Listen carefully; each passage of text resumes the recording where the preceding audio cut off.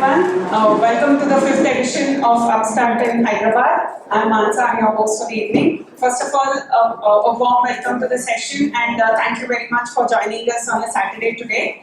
So, PayU, as you all know, is one of the leading payment service providers across India in sectors like SMBs, airlines, and of course the startup community. So this is one of our startup outreach programs that we do.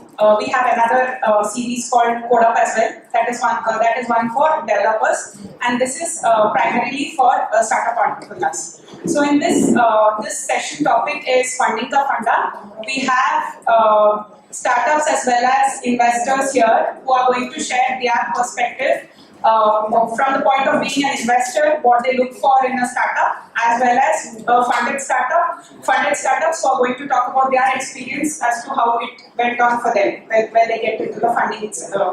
When they get into funding. So, without much delay, our speakers for the evening are Vikrant. He's the co-founder and managing partner at Succeed Angel Network. We have Srinivas, Madhavam. He's the founder and CEO at WeDeliver. Our third speaker is Krishna. He's the CEO at Health Sutra. And our fourth speaker for the evening is Dr. Lakshminarayana. He's the founder and MD at Impel Ventures. So, without much delay, I would like to call upon Srinivas. He's again a funded startup, so he's going to talk about his point of view and his perspective about how it all went for him. And thank you.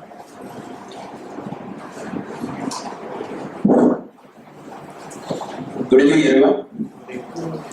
Good evening, everyone. Little louder. Good evening, everyone. Thank you. I am Srinivas, founder and CEO of WeDeliver.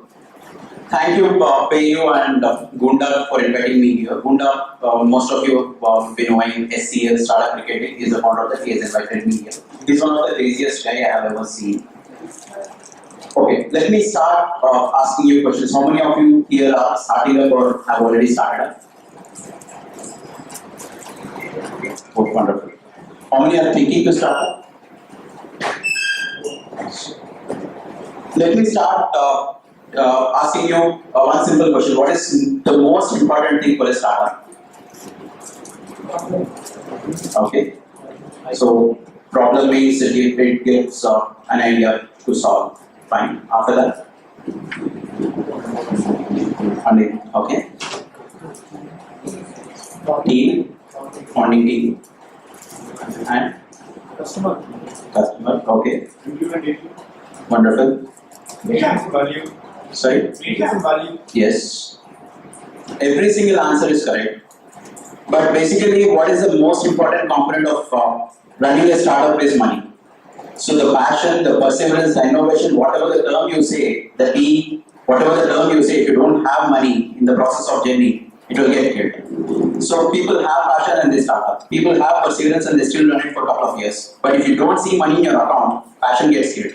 Perseverance will not take you long. So money is one important thing. Whether you get it from the customer or the investor, money is one important thing that is pretty much required for any company or startup to run. That's a fuel. So how do you get money? From the customer or from the investor? Even before going to an investor, you should get money from your customer. That's when investors will start looking at your model. If that is not the case, if you don't have a proper solution to a proper problem, let's say mine is a delivery service. You must be knowing every single company that you see, delivery boy on the road is a delivery startup. Whether it's Swiggy, Zomato, they use our services. Flipkart, Amazon, they use our services. So world is moving towards get anything delivered. But still, delivery solution that whatever we are providing is obsolete now. Now we are trying to innovate in the entire last mile logistics currently. Not sure if my journey helps, but entrepreneurship is all about learning from others' mistakes and not repeating them. So we have started in 2014, bootstrap for 1.5 years. Way back, I started this company in 2011. 2011 to 2014, I was validating and invalidating my idea whether it really works or not. So I was working for a company called BGR Energy Systems in Chennai. So I was suffering with fever and I wanted someone to deliver some breakfast and medicine. But there was no single company which was delivering some medicine and breakfast way back in 2011. There was no MG.com, there was no Swiggy.com to deliver food and medicine. So that's when I found, there is a problem here. Then I started validating the entire concept of delivery, whether it is required for everyone or was it a problem for me alone. how much will the customers pay. So the way back in 2011, I started using Google AdWords. Each keyword used to cost me 3 rupees. The current delivery keyword is costing around 125, 130 rupees. So I used to take break 2 hours in the afternoon, go deliver to the customer, talk to the customer whether it was really paying for them and how much are they willing to pay. So 2011 to 14, 13 was this validating the idea was done. It took months for me to convince my parents and in-laws to get into this business. 2014 January I came back to Hyderabad. So 2014 January I started pitching to, there were this 2 famous foodie groups in Facebook called Foodies in Hyderabad and Hyderabad Foodies.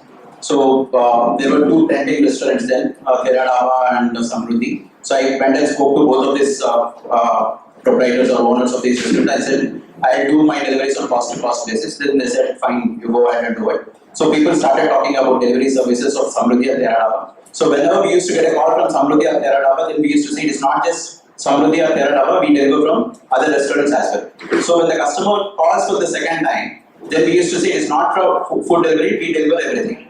That's how we got into the viral marketing kind of thing, CodeUp. We did not spend any money. So right from day one, in January 2014 we did 3 orders, February we did around 8 orders, March around 15-20 orders. So that's when we started, delivery started catching up. Currently we are doing around 1500 orders a day. So we bootstrapped for almost 1.5 years. 2015 June is when we raised our first round. So from June 2015 till May 2017 we had that money. So the burn was around 8 lakhs, we brought it down to 5 lakh, currently we broke even, we are profitable. So that was one major learning for me, the break-even part. As I was studying, your passion, your perseverance, whatever you think, whatever the answers that I got from you, the team building, everything will get killed if you don't have money in your account. So the team, the co-founders, everybody has this requirement, right? They can stay for an year or a year and a half, not beyond that. So you have to keep innovating within the company so that your customers are not going away to the competition, and you should be reinventing yourself. Reinventing yourself, I say this because in 2015 we used to do this COD. So per month we used to do around 1.5 lakh COD, and it was very stressful. And now we are doing around 1.5 lakh every day, and still we are not stressful. It means you have to keep reinventing yourself, else you will be lost the race. So, how did I get my first round of funding? There was this guy called Mr. Prashant who joined me as CTO.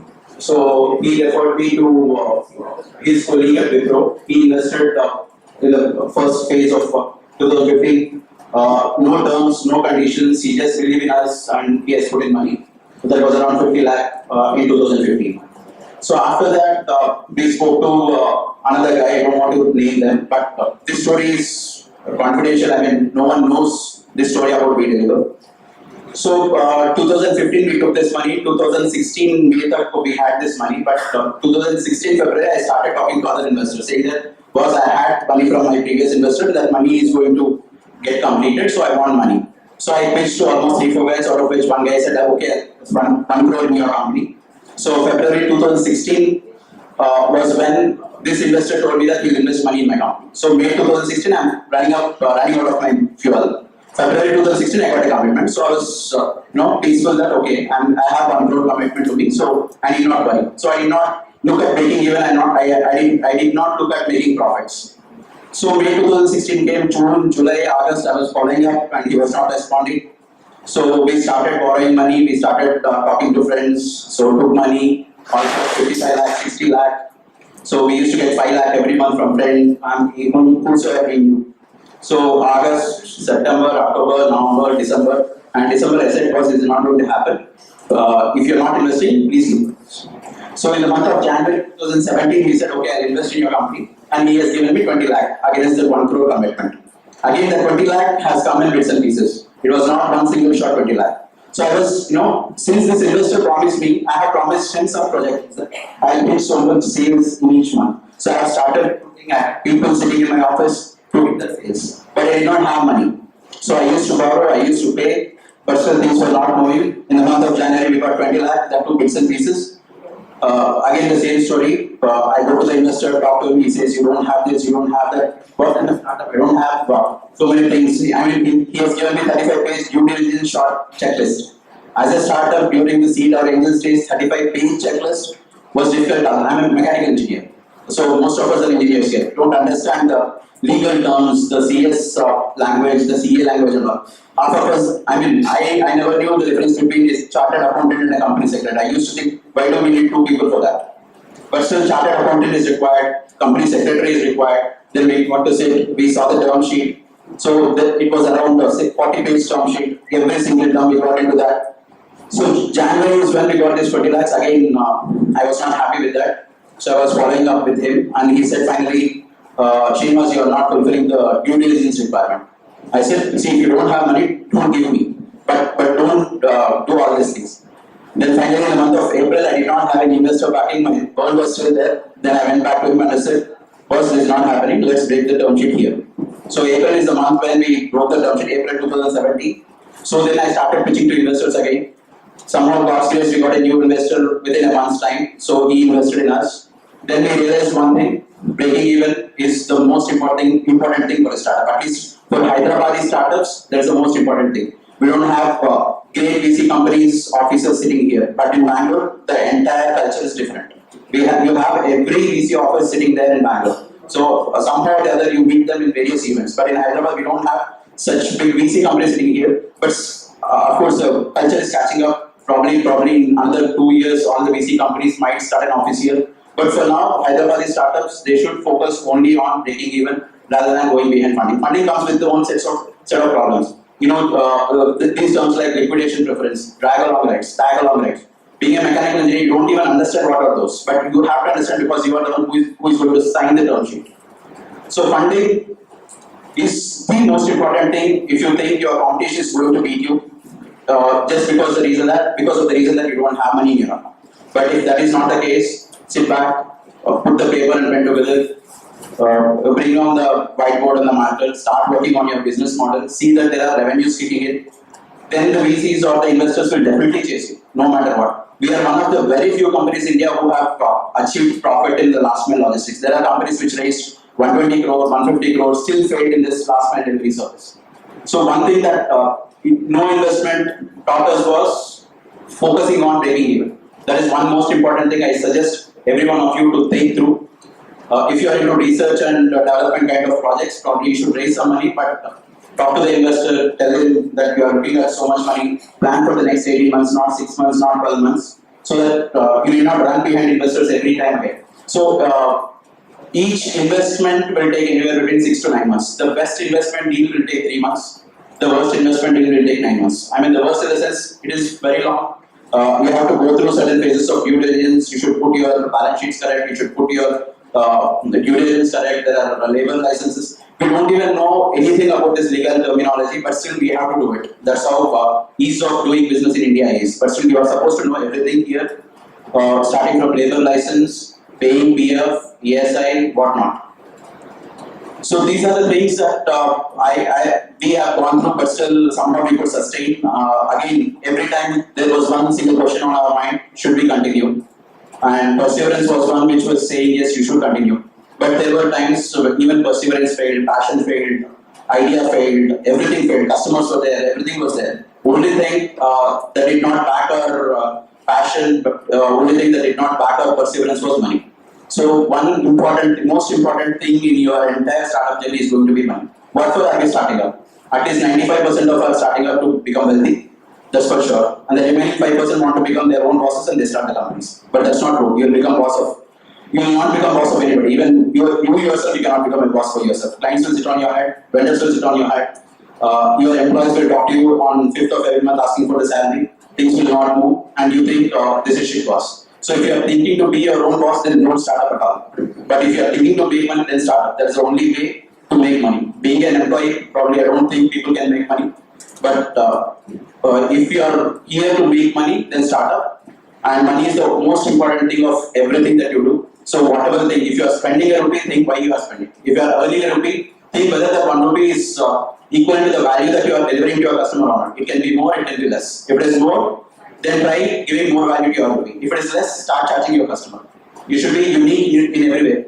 I have customers who paid me 2,600 for a intra-city delivery. Within the city, to deliver, I have charged 2,600 rupees. And even today, I charge more than my competition. There are at least a dozen companies which have come to Hyderabad to deliver and failed because of that particular thing called unit economics. So my unit economics is profitable right from my first delivery. But my competitors, they would not sustain because their unit economics was not fairly good. So unit economics, again, unit economics is subset of money, right? Money is the most important thing.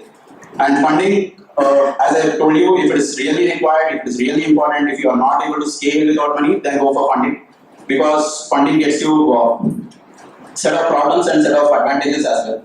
So if your problems, if the advantages are superseding the problems, then it is always good to raise funds. But if the problems are more, because see, investor is putting money, why does he want to invest? Because he wants to see money at the end of the day. Even, let's say he is putting 10 rupees today, he wants to see 50 rupees in 2 years down the line. He comes with that idea. It is not that he has enough, he is enough rich or he has plenty of black money sitting with him. It is not the case. Every money is hard-earned money for him. So if he is investing money in your company, it means that he wants to see money at the end of the day. If you are wasting his money, he will screw up your life, no matter what. So don't waste his money. You will waste money because you will not have a proper solid business plan. So you should have your business plan in place and then see if money is really required from an external source. Talk to banks. We have the Startup India initiative. Banks are supportive. I don't say that they are outrightly giving loans and all. They are supportive. You can sit with the bank, explain them. They are giving you some money. Once the money kicks into your account, let's say investor has invested in your company, then try not to use that money. Why do I say this? So there are certain things called bill discounting method wherein you can submit your invoice to the bank and they'll give you some money. So you can get money from them, which means that your money is still, investor's money is still in the bank account. And there is something called venture debt. Again, you show him that my bank account has 50 lakhs in my, I have 50 lakhs in my bank account. So can I get some debt? Raise debt, run the company with that debt. Which means it gives you sort of confidence and it gives you a lot of pressure to break even faster. What else? So that was Terry so far, and again we have started pitching for investors for Series A. We spoke to a couple of investors in Bangalore, a couple of investors in Hyderabad. So again the same problem repeats, like valuation and all. It's not a scientific, there is no scientific proven method for valuation. It is all about your negotiation skills, how you negotiate with the investor, decide everything. And thank you so much.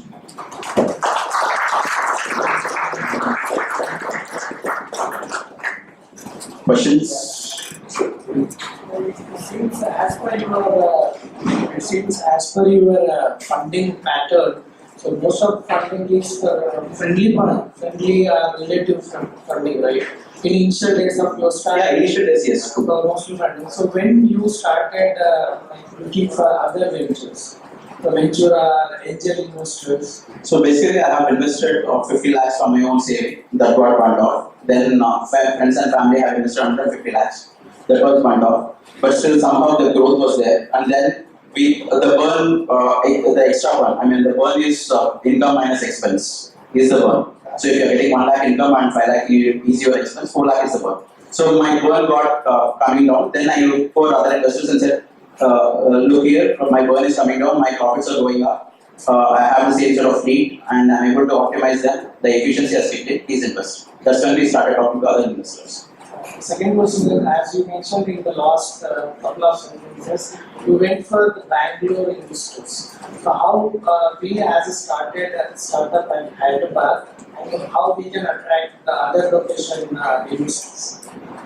So basically, Hyderabad culture versus Bangalore culture, it's entirely different. We are still catching up. Bangalore, every VC has an office there. Somehow it was got the name of Silicon Valley of India. So all the US investors started pumping in money to these VCs. All LPs said you set up your office in Bangalore. So they have set up in Bangalore. But if there are good startups in Hyderabad, they're looking at Hyderabad now. Earlier that was not the case. 2 years back, Bangalore VCs were not looking at Hyderabad at all. It means that depend on how the startup. Yes.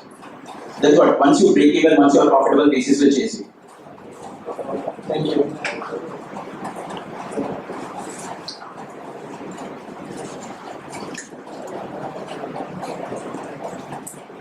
What exactly do you mean by break even? Can you please elaborate on that? So your income is equal to expense.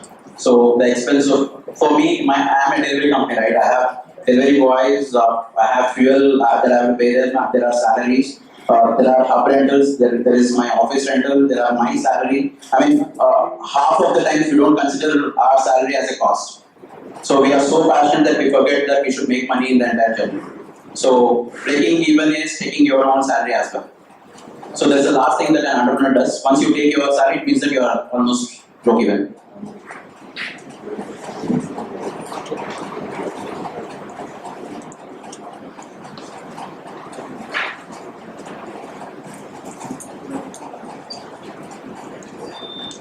What methods do you use to raise your first round of funding? How much money do you ask from investors? So first round of funding, it was completely immature thing that we did. We said, give me 50 lakhs, I'll become profitable. But after raising almost 1 crore, after that we became profitable. So first round of funding, after your family, friends, if it is a seed investor or an angel investor, you should show him that this is going to be the growth. So investors will look at it the way they want to. They'll say, let's say you say my income is going to be 10 lakhs in the next 1 year. They'll cut it by half. They'll say your income is going to be only 5 lakh. And if you say my expense is going to be 20 lakh, they'll double it. They'll say your expense is going to be 40 lakh. So 5 lakh income and 40 lakh expense, that's how they calculate in their brain, and then they'll see whether your startup will really scale up. Every time you want to raise funds, you should get into the shoes of an investor. Let's say you are investing in a startup, what is that you look at? You should, if you are investing 10 rupees, you should make 50 rupees within 2 or 3 years. Hey, you briefly talked about venture debt. Do you have any personal opinions of what are the pros and cons of using that versus other investment? So venture capital is one basic thing that startups look at. The other sources of funding is bank giving us or Specifically venture debt, where you have some money in the account and you use that to raise more debt. venture debt or venture. Venture debt. Venture debt, there is a company which is doing this, and I'll give you the contact details. So once you have 50 lakhs in your account, they'll give you 50 lakhs venture debt. And that it's fine if that's bootstrap. Yeah, sure. Yes. Mostly it is available only for funded companies. Even when you are bootstrapping, you have to show that whatever the money that you have, put it in the bank account, show them I have 50 lakhs in my account, now give me debt.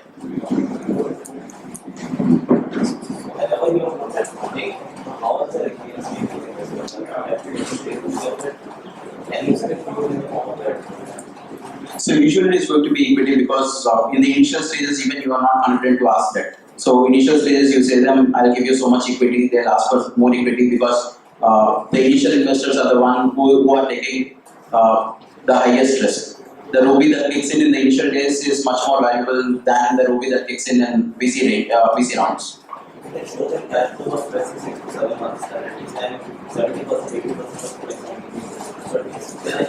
Yes. For a pre-revenue startup, any suggestions on the valuation of the company or how much or how to negotiate with the first time raising the funds? So whether it's pre-revenue or even revenue making company, you have to show the investor the future. 3 years down the line, my company is going to do this, or 5 years down the line, my company is going to do this. So without looking at that, investors will not invest, whether it's pre-revenue or post-revenue or in the growth stage. What happens is investors will negotiate for a higher stake if it's a pre-revenue thing, that's it. But investors will still invest. There is this beautiful story of Zipper. Even before the revenues kicked in, they raised $1 million way back in 2015. They have shown that growth to the investors and they raised money.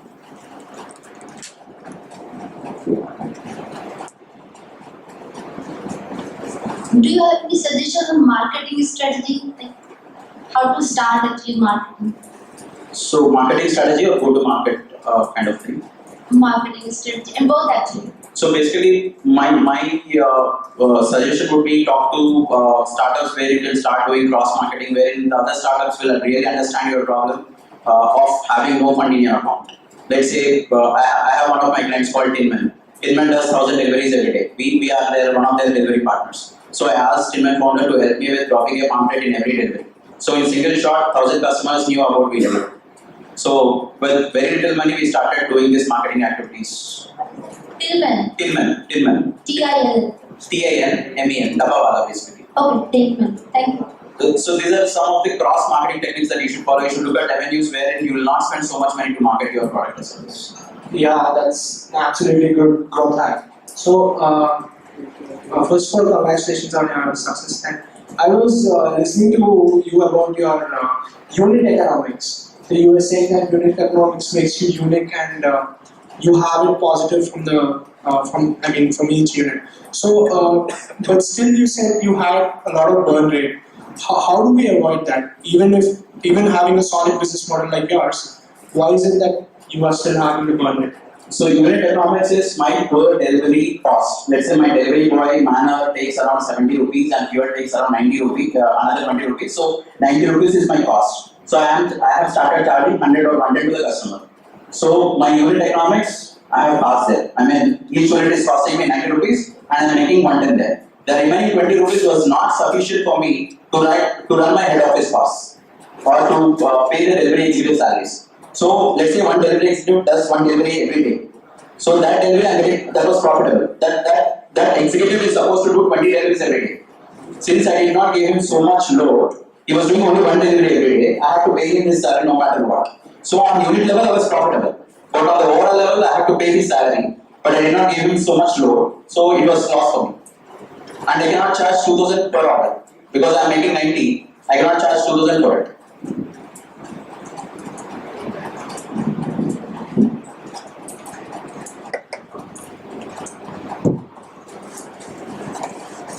Thank you so much. Thank you, Srinivas. We have a second speaker, Sai Krishna. So he's also going to be talking about his journey when the funding happened, and you can again ask him questions based on that. Over to you. Hello everyone, good afternoon, good evening. My name is Sai Krishna. I run a startup called Health Sutra. So we are not really technically a startup per se. We are an FMCG company. We sell food products offline in stores. So one of the reasons why we call ourselves a startup is we're trying to achieve that more than average growth through multiple means. So yeah. So I really don't know what the audience is expecting of me. So what I'll do is I'll have a free flow conversation and share with you my experiences of how Health Sutra has started, my background. In the middle, if you have any questions, feel free to interrupt me. I don't mind at all. So it's better if we have a conversation rather than me droning on and on. Yeah. I am an IIT alumnus. I've worked in education companies for a while. For 3 years, I've worked in education companies because my family belongs to education. We run a school and all. Then I got interested in agriculture, and did a little bit of R&D on the fields. I worked in a rice mill for a while, right, to understand what things are and how post-harvest happens. And then chanced upon millets. Millets is your jowar, bajra, ragi, foxtail millet. So we take these grains and we we thought we can process this. We found that the gap area at this point of time is processing of millets. So we started processing millets and started selling them under the brand name Health Sutra. So that is basically our model. We take grains, we process them, we make products out of them, and we sell them to customers. So currently we're selling about 60,000 products or so every month on average.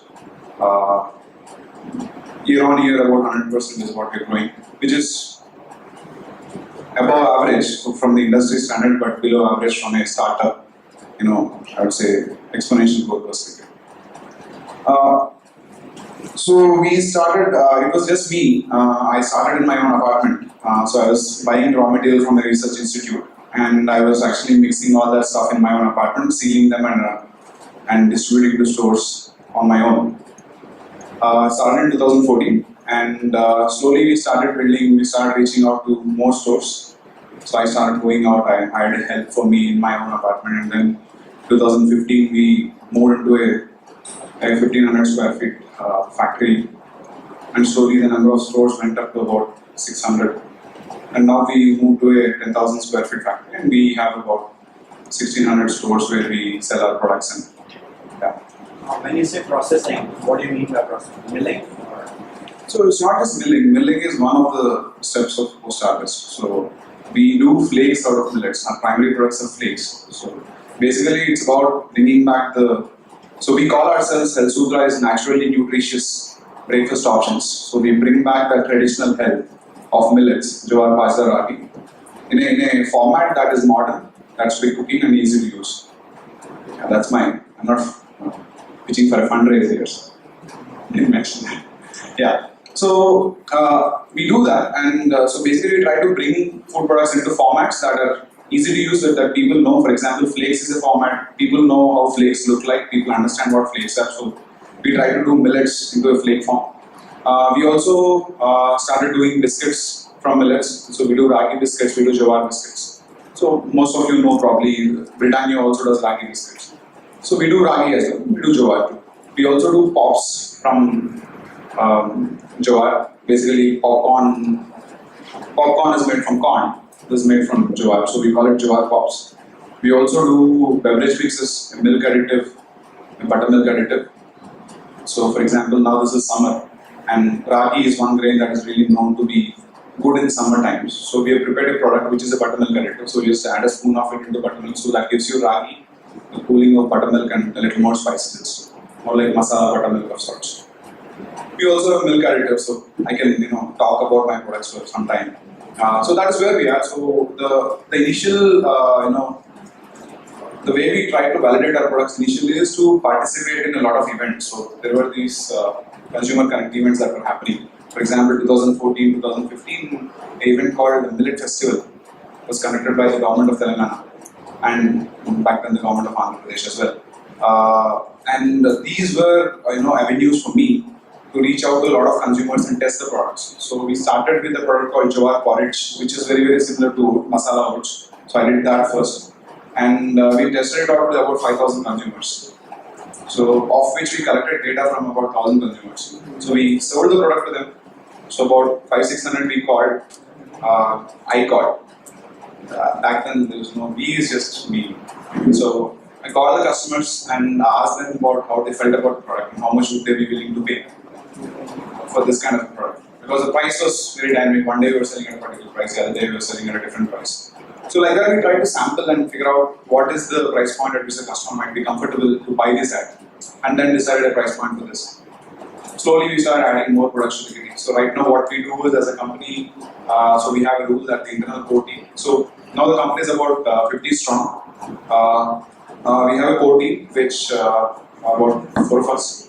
We spend, it's a mandate for each of us to spend about 16 hours a month inside a store, speaking to consumers, getting their feedback, understanding what they feel about the product, whether they want any change. So basically we want that innovation in terms of new formats, in terms of new product variants to come from the customer. So we do some prototyping, we test it with the consumer, we listen to their feedback, then we redo stuff again.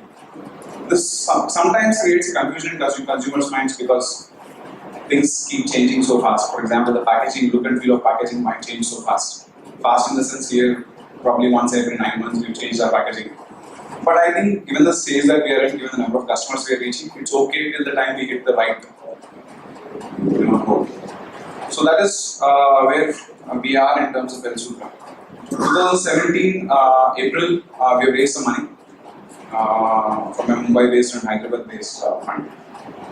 And we have then moved into a bigger factory. We were in a smaller facility earlier, so we added like about 8x of our older capacity.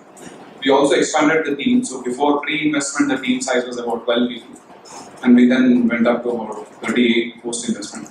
And slowly, because my promoters, marketing team also there's a lot of churn there. The number currently is about 50. So we do a lot of in-store promotions. Not this side of the city, mostly in the residential, the other part of the city. For example, Vanasalipuram, we do a lot of promotions, Popuri, we do a lot of promotions.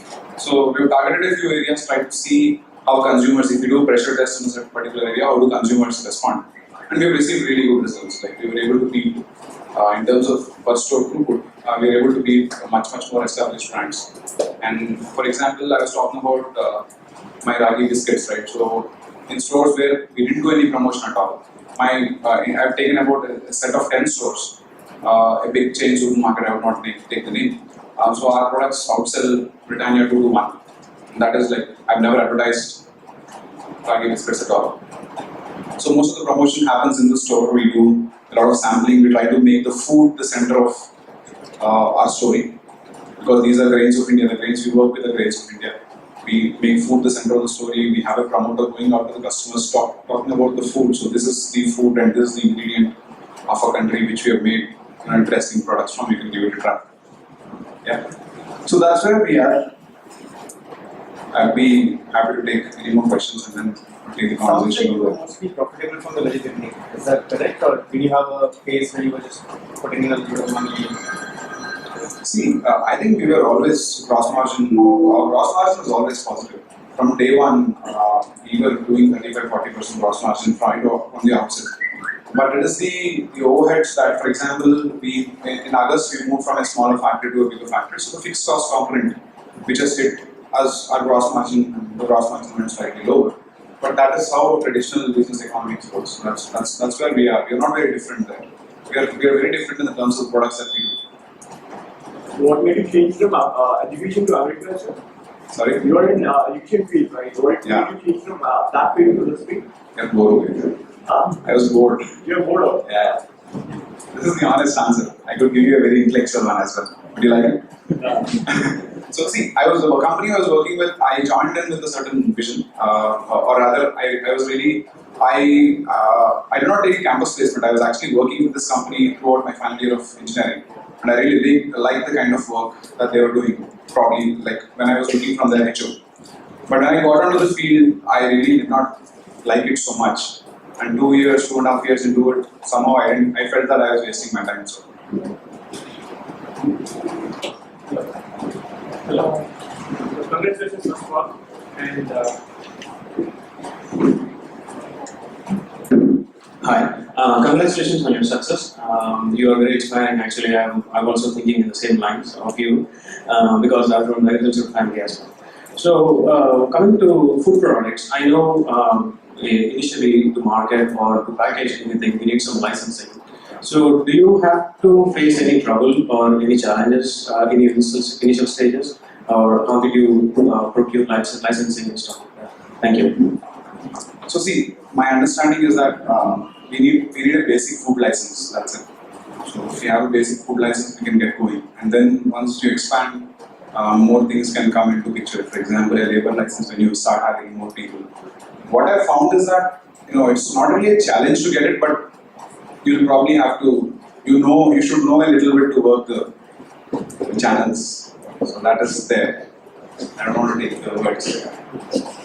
You need to figure it out, yeah. That's the grind, I think, yeah. I think it's not, for example, if I have to get into it's not just about license. For example, if I get into let's say, a chain like more, AVR, I need to get into AVR, then I'll have to jump through a lot of hoops. So then figure out a way, koi senior hai kya, koi senior ka friend hai kya, and figure out if someone can make that initial connect.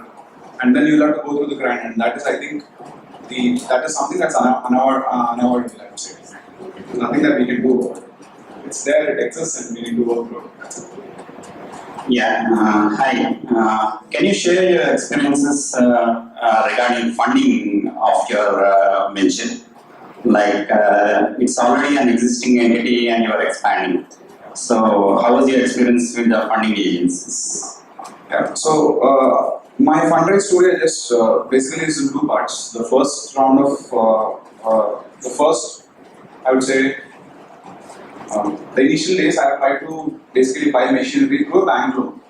The manager really liked me in a bank, and he said he took his own time. It took about 6 months and probably about 15-20 visits to the bank. But he has somehow liked me and has given me a loan under the collateral-free loan scheme. So some money I got there, got the initial machinery, set the plant and this machinery up, and we slowly started growing. And then various phases when things were like a little investment was needed in machinery, some personal fund was coming in and I was able to get that in. Then 2016 is when we started, we realized that these products hold more potential and probably we need more money to expand the facility, because our factory at that point of time was running, it was running full capacity. I didn't have any more facility to expand. So then we thought, we'll try and raise some money. And at the same time, I joined this program called SLP, Startup Leadership Program. So, some new thoughts that, there are VCs who can get us some money and all that is happening for me. So, yeah, 2016 is when we started seriously looking for money, and 16, I'd say March we started. 17 May is when we got the money. So it took me about a year to raise the first round of money for the company. Most of it went into marketing and operational burn and expanding the facility as well. So I think I pitched to somewhere around 35 people in total before I could raise some money for the company. That is the past.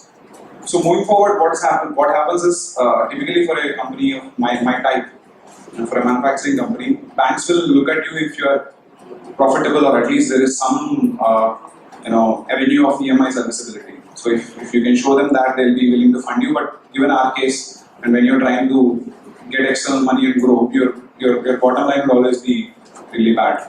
So right now the way forward for us is to definitely once again look for people who are interested in the consumer space, and the feeling that I get, at least from the past 1 year or so, is that more and more funds are actually now interested in the consumer goods space. More and more investors are now interested to invest in lot of, in my space at least in the past 2 months I've heard 2 companies raise about 180 crore or so in total. What's your end goal? Are you looking to sell the company or are you looking to expand? That's too far away for me to think about. I only think about 5-year blocks here. So 5 years I'm not going to sell the company. 5 years is to grow. That's it.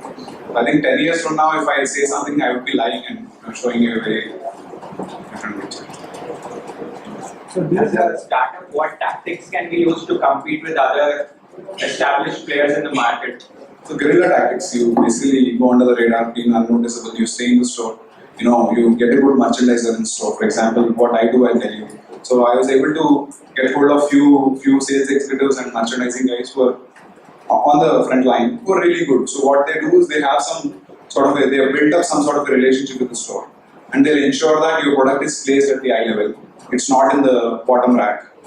They'll do some jugaad there, and that is how you'll start to basically you'll grow. Like for example, if I'm able to establish reasonable sales in, let us say, 50 supermarkets, then it will make more sense for me to go to a bigger chain supermarket and saying, see sir, I'm in 50 stores, I'm able to sell this. So if you give me space, I can guarantee a minimum sale of this much. So I think it makes sense for me for you to give me space. That's how the arguments go in the area that I work. I'll give you an example. So basically, 2015, when we approached a particular supermarket, they've asked us about 45% markdown margin on MRP. So 45% margin they've asked on MRP for our products. In 2017, I placed my products in the same supermarket at 25%. So basically, I now have slightly more leverage. I don't say I have leverage, because for a brand, when you're a young brand, you'll never have leverage unless until you go to a particular critical size. So, but still, 25% is much better than 45%. Right? I'll make 20% more money.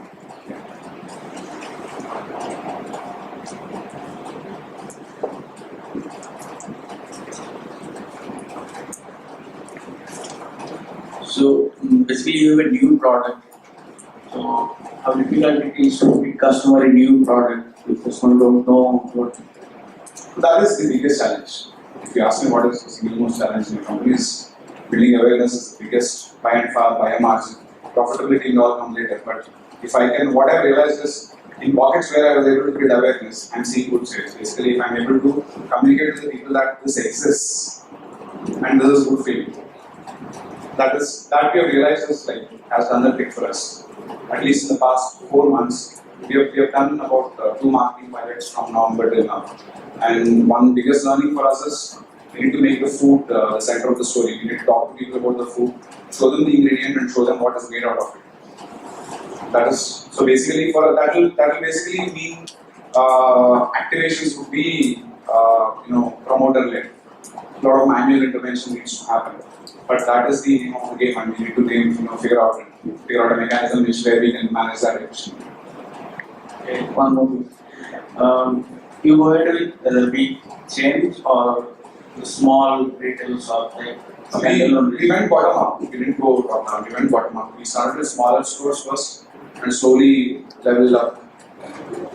Before convincing customer, how difficult it is to convince that storekeeper that this product you can keep. See, not very difficult. what we realized is the formats that we're playing and the ingredients that we're using. It's not very difficult to consume to convince the shop owner or the buyer in a big chain about the uniqueness or the worth of the product. The challenge comes when we talk about financials. He asks for a bigger, very fat placement charge, or he'll ask you to say, for example, yeah, forget about margins. Margins is an ongoing thing. I'll not take it immediately, right? So they'll ask for an upfront payment charge, placement charge. So basically, they're giving you real estate in the supermarket, and they'll ask you to pay them a placement charge for the same, one-time non-refundable. So or they'll ask you for a visibility spend. For example, one big chain asked me for about 6 hyper stores in Hyderabad, a 30 lakh visibility spend for the next 4 months. I don't have that kind of money. So it's once again, how do you learn to navigate the most of the stores have this kind of policy, like you have to make a one-time payment and every month you have to make it. So what matters is, I think somehow what I have realized is, once you gain momentum, it's easier. So when you are a young company and they get a feeling that you are highly dependent on them, they'll fleece you more. That's what I realized. So once we got into a very big chain, the next placements got easier, and the placement charges that were quoted earlier got lower. So we are paying significantly lower. So once the momentum builds, I think it becomes easier. But that is only possible when so probably it's unique to my situation. And if it's for some other product, you'll have to jump in and figure it out yourself. I don't think there is a template that you can follow. Get it done. Thank you.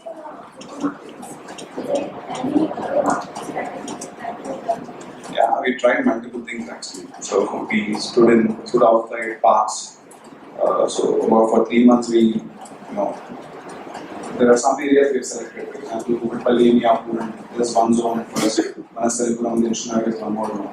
So for 3 months, every day outside a park, a popular park, you would have found us. You would have found our interns or our promoters standing there at 6 o'clock in the morning, trying to talk to walkers and other people. So we also tried to set up stalls inside weekly sabji mandis, santas, is what it's called in Hyderabad. We also tried to reach out to mothers at schools. So for example, a mother has come to pick her kids up from the school. So we were there outside popular schools and speaking to her mother, giving her samples and all that. But what we realized is the best ROI of the activities that we can plan is catching the customer at the point of purchase, which is inside the store, and that is basically giving us, that's the most efficient mechanism for us now, because we're not doing any ATL advertising. So you guys are on Amazon Flipkart as well? No, we're on big plastic. Okay. Yeah. So basically, the reason why we're not Amazon or big Flipkart is very simple. We tried to, howsoever we tried to redo it. So the cost of the product is $50 and the shipping charge is 70 rupees. I couldn't reconcile myself to sell it that way. So I probably need to come up with a differentiated packaging or something like that. So which major supermarkets your products are available at? We're in Spa, we're in Lakshminarayana, we're in Vijayata, Hyderabad. Yeah, do check us out there. Please buy too. Any more questions here, please? For your products, do you have an R&D division and how much money you have going for that? So I was the original R&D division of the company, but from a year we actually have a qualified food technologist who works on new products. Once again, most of the ideas do come from the consumer interactions we have. We discuss internally. For example, the milk additive and the buttermilk additive I was talking about have been introduced recently. Jawar biscuits have been introduced recently. So, not so cost at this point of time, see, we have not internally set up a R&D lab, but what we do is there is this institution in Hyderabad called Indian Institute of Millets Research. So that is a nodal agency for millets research in India, and we actually have a R&D MOU for our joint R&D. So basically, our people go there earlier. I used to go there. I used to work with the scientists and develop a formulation, and then get it out and do it ourselves. So, but the condition is that I need to share the formulation with them. And since the products that we do are not really rocket science, I'm not really worried about having a patent or problem. Thank you very much. Yeah.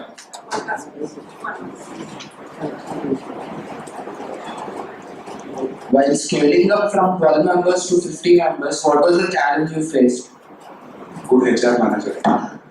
That's it. Yeah. I think pretty critical role is what I felt in my case probably, because in our case it was a lot of frontline hiring. So hiring of sales executives, hiring of promoters, and probably we never faced any challenges in hiring of factory workers per se. But sales executives and promoters, frontline sales is where the biggest challenge lies, and a right HR guy would probably have made my pain listen. Any more questions? Thank you very much for the opportunity, ma'am. Good talking to you guys. Thank you, Sai. Before we go on to the third speaker, we have passed around the puzzle sheets. We would like to collect it back. You can give it to any of us. We'd like to call upon Dr. Lakshminarayana. He's our third speaker for the evening.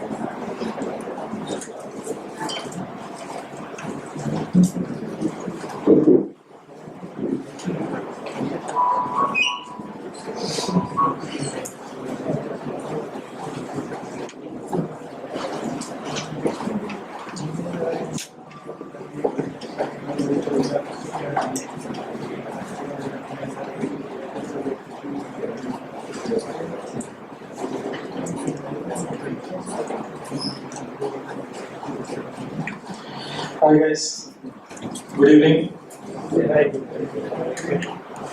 So sorry I couldn't come prepared with any PowerPoint or any presentation because I really didn't understand what format this presentation is going to be. But then, because all that I did in my life is only about business and entrepreneurship, so I really didn't need to prepare much. But although yes, after coming here I got a little time in I did prepare a little bit so that I could give as much information I wanted to give you guys. So about myself, I am only for namesake I am Dr. Lakshminarayana, a dentist by education. And then later I added an MBA to my education. I graduated in 2000. So I've been an entrepreneur all throughout my life from the time I started sensing the world. Okay. So if you are really an entrepreneur, the first question you should ask yourself is, have you been thinking about business all the time? How many of you been thinking about business? At least for most of the time in a day? Very few hands. Actually, thinking is becoming intentional. But not by the wrong way. No, if you are thinking about becoming rich, I don't say it's bad. But then, if you want something, you go and ask. Suppose you like a girl, you go straight and propose her. Would she agree? She wouldn't agree. So which money is like that? Money is like a girl. Okay. Money is like women. Okay. So you'll have to first understand. Okay, whatever it is, it's not just about okay. There may be a case against me tomorrow that okay, I'm not just trying to take any mean side of money. It's just that okay, I'm just giving one quoting example. Okay. Similarly, even a girl can approach a boy, but straight away say that okay, I like you and would you like to go on a date? Would the boy agree straight away? May not be, right? So which means you'll have to market. Okay, you need money. You said yes, you wanted to become rich. For which you'll have to do something, right? You can do employment, you can do business. Okay, if you want to earn more money, that's when people want to come to business, right? Fine, okay, so my introduction, yes. So I'm a dentist by education and I ran a mess even while I was studying BDS. From my third year, I started Andhra Mess in Karnataka. Then during my college days, I bought shoes from Agra and sold at Andhra University at my city. Then post which my father wanted me to start a dental clinic somewhere, so which definitely was not my cup of tea. I told my father. So actually, in fact, I'm very happy that there's so many young graduates and so many young people who have turned up for this session, looking towards entrepreneurship. But back then, about 20 years back, if somebody talked about film industry, somebody talked about business, they were looked upon, and it was more like a taboo. Oh, you want to get into business means this guy is gone. He's totally gone off track. Okay. But then, unless you do things off track, how will you become successful? Okay. If you are going mainstream, one stream, that's what everybody does, right? World does what? World follows. Okay. So what if you want to really make a mark for yourself? A very simple analogy that you will have to go off track. The moment you realize that, okay, if you take any successful person, obviously you will see streaks of off trackness in them. Okay. So I started into dental materials and trading and equipment trading when I graduated from BDS. Just to convince my parents that it is something closest to what I had studied. It's not that I really wanted what I wanted to study. I actually helped my friend start a food truck way back in 2000, 20 years back in Vizag, and that was successful.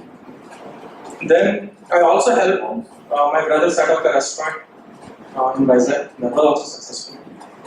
I wanted to get into garments business, but then my father and my family objections, I could only get into some trade that is related to dentistry to start with. So that was a trading.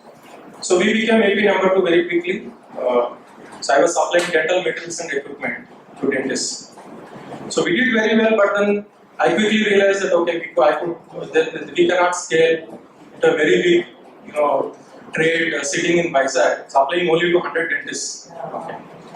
Then I have decided that okay, we need to choose something more scalable. We need to do something much bigger than what I am doing. So there were things that I was doing better than most of the companies that were supplying to us.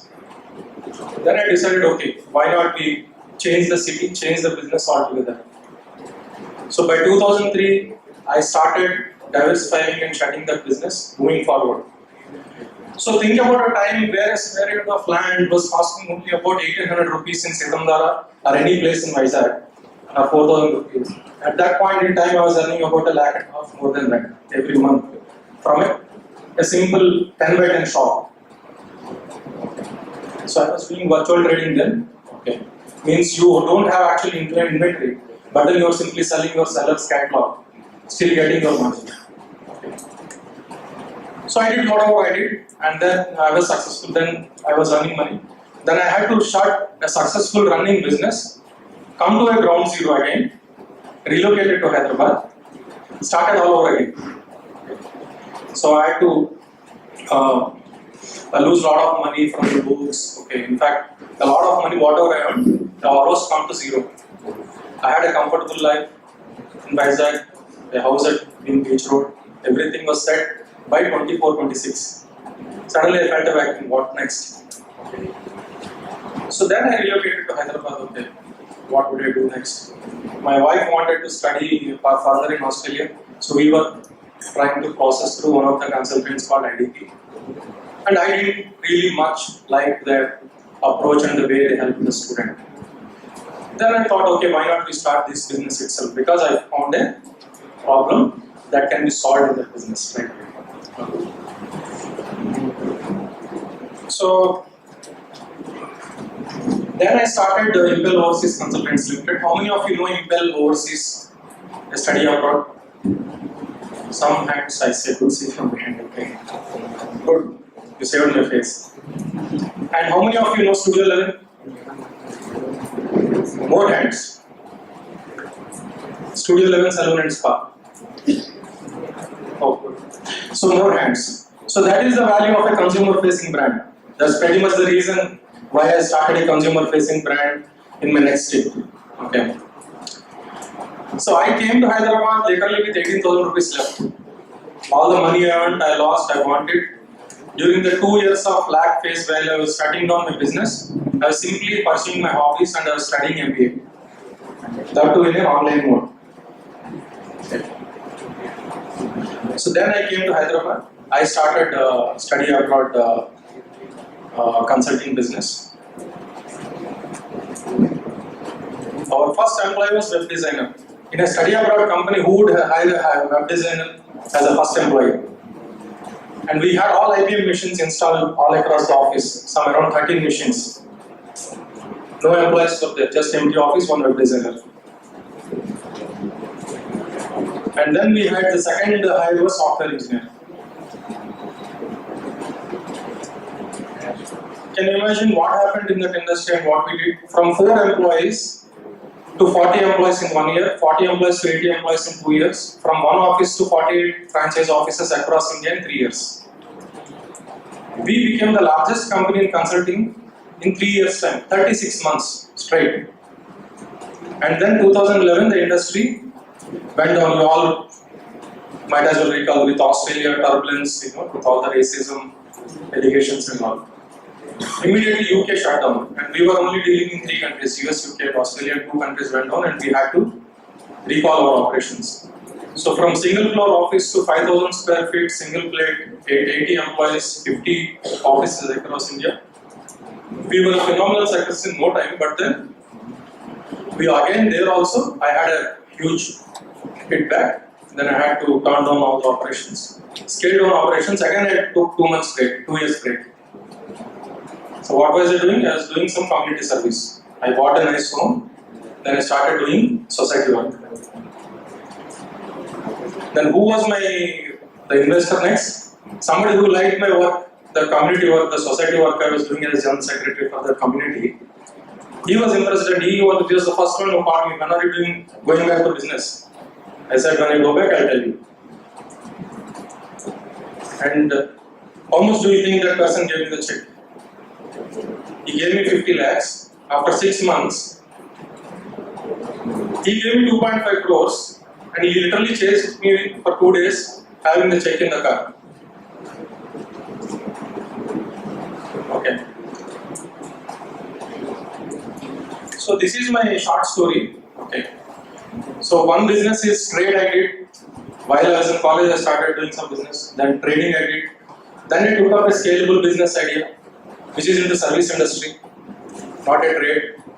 Then I took one more plunge into business. Now this time, 2012, I started again into business. This time I came with a much more diversified view because one single business I did and something goes here and there, if there are too many external factors, I was taken aback. Then this time I decided that I will go into diversified businesses because we have the fundamentals of building a business right. Now I will choose different businesses sectors which are sunrise sectors. So then we started into Studio 11 Salon and Spa. Today Studio 11 Salon and Spa, we have signed at 120 locations, operational at 90 locations across India. Probably we are the widest spread and most diversified in terms of geographic reach in all the salon business. And we are only behind Lakme, Naturals and Green Trends in terms of numbers. We are the 4th largest player. And we are the only organized player who have come into this industry in the last 10 years and could still scale to 100 plus locations. So that's about Studio 11. Then we also have one more consumer facing brand which is called Isa Spa. We are there in around 10 locations. Then I also have 4 allied businesses as a backward integration to all our network. So we supply all the products to our businesses, which is called brand store, where we sell merchandise to the consumer facing brands to manage their customer experience tools. Then we have YumWeb, which is a mobile and web and mobile digital marketing company. Then we have a business which is into design and turnkey. Okay, these business we have done basically as part of backward integration. So that's about my introduction. Thank you, Payu, for this opportunity. Thank you, Idea Labs. Thanks for UpStart event to host me today here. And thanks and my regards to all of you who have come here. Now let's come to the main topic. I think if I am consuming too much time, if you're getting bored, you can let me know. I will concise because business is something so passionate that I start talking. I don't know whether it will end till midnight. So better I'll be concise and I will try to answer as many questions. Okay. You can ask me questions on any front, any division to the extent possible. I will try to answer whatever to the extent my knowledge goes. So, small introductions I would like to take. If you have already started into businesses, can you please raise hands? So many of you. Great. So, how long these startups have been in existence? Roughly? 15. About 1-2 years? Yes. Mostly 1 year, 2 years? Yes. Huh? Yes, in between 1 to 2 years. In between 1 to 2 years. Great. And what, B2C or B2B? Selling direct to the customer or providing service for the business? Both B2B and B2B. Aggregator, not bad. Everybody wants to aggregate these days. Okay. Fine. So how many of you are in a plan, plans to start a business? Different. 1, 2, 3, 4, 5, 6, around 10 easily. So while I cannot take straight note of all of your startups right away, but then in general I would like to apprise you of the simple landscape of business which you should understand. Okay. So if you are getting into cricket field, what would you do? All of you, Indians, being Indians, we all play cricket. What do we do when we play cricket? When you first go to the ground, what do you do? Toss, correct? Toss is over. Toss is very simple. Somebody will toss the coin, we will say head or tails. Trial balls, why trial balls? That is gully cricket, okay. You don't get trial balls in league matches, okay. Warm-ups you do. Check the pitch. Check the pitch. Very straight. It's very simple. If you are getting into business, what you do is you do study of landscape. When you get into any game, you understand the turf, you understand the teams, you understand the opponents. Similar thing if you have to do in business. Okay. Because it's a game, you like it so much, you do all that study. In business also, if you like it so much, you start liking business so much, then you will do all this study naturally. Okay.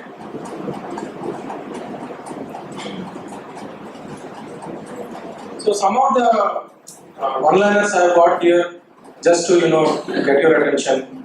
What if I told you that you don't need investment to start a business? How many of you would agree? A lot of hands, which is a great sign. What if I told you that I have never met a customer yet built 3 consumer successful facing brands? What if I told you that I have never met a customer, never directly dealt with the customer directly, yet you could build good 2, 3, 4 consumer facing successful brands? How many of you would believe? What if you told you that my pitch to win ratio is 1:3?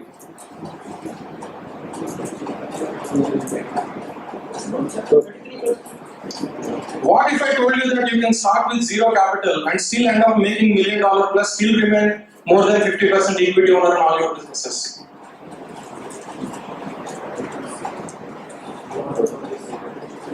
You want to know the secret? You'll have to pay me. I'm a businessman, but you have to understand that. I'm kidding. What if I told you that domain experience to start a business is not a must?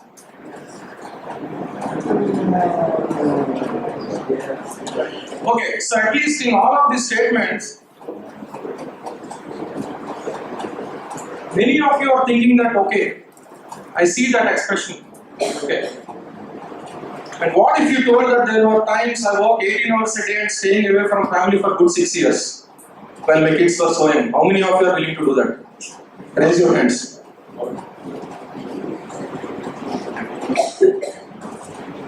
This is where the buck stops. I could only see around 6 to 7. Quick raise of hands, boss. Okay.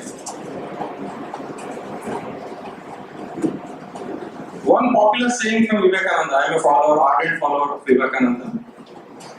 Give me few young men with nerves of steel and hearts of gold.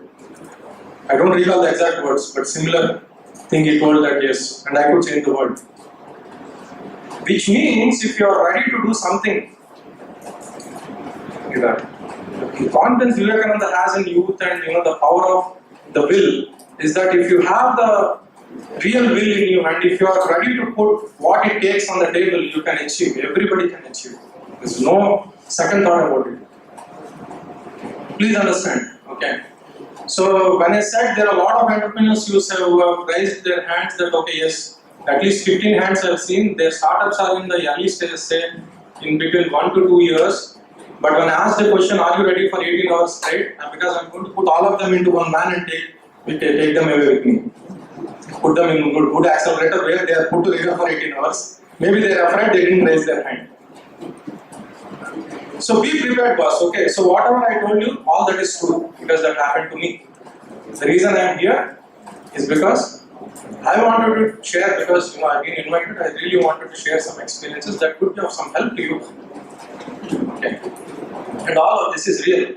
You can check my whatever credentials after leaving this room, you will find that all of that is true. Okay. So that's my journey in short, guys. And so if you come to the real session, first I would request everyone to understand the business landscape. Okay. So how many of you actually studied MBA or any management? Okay. So if you haven't already studied management, start studying. Definitely that's going to help. Okay.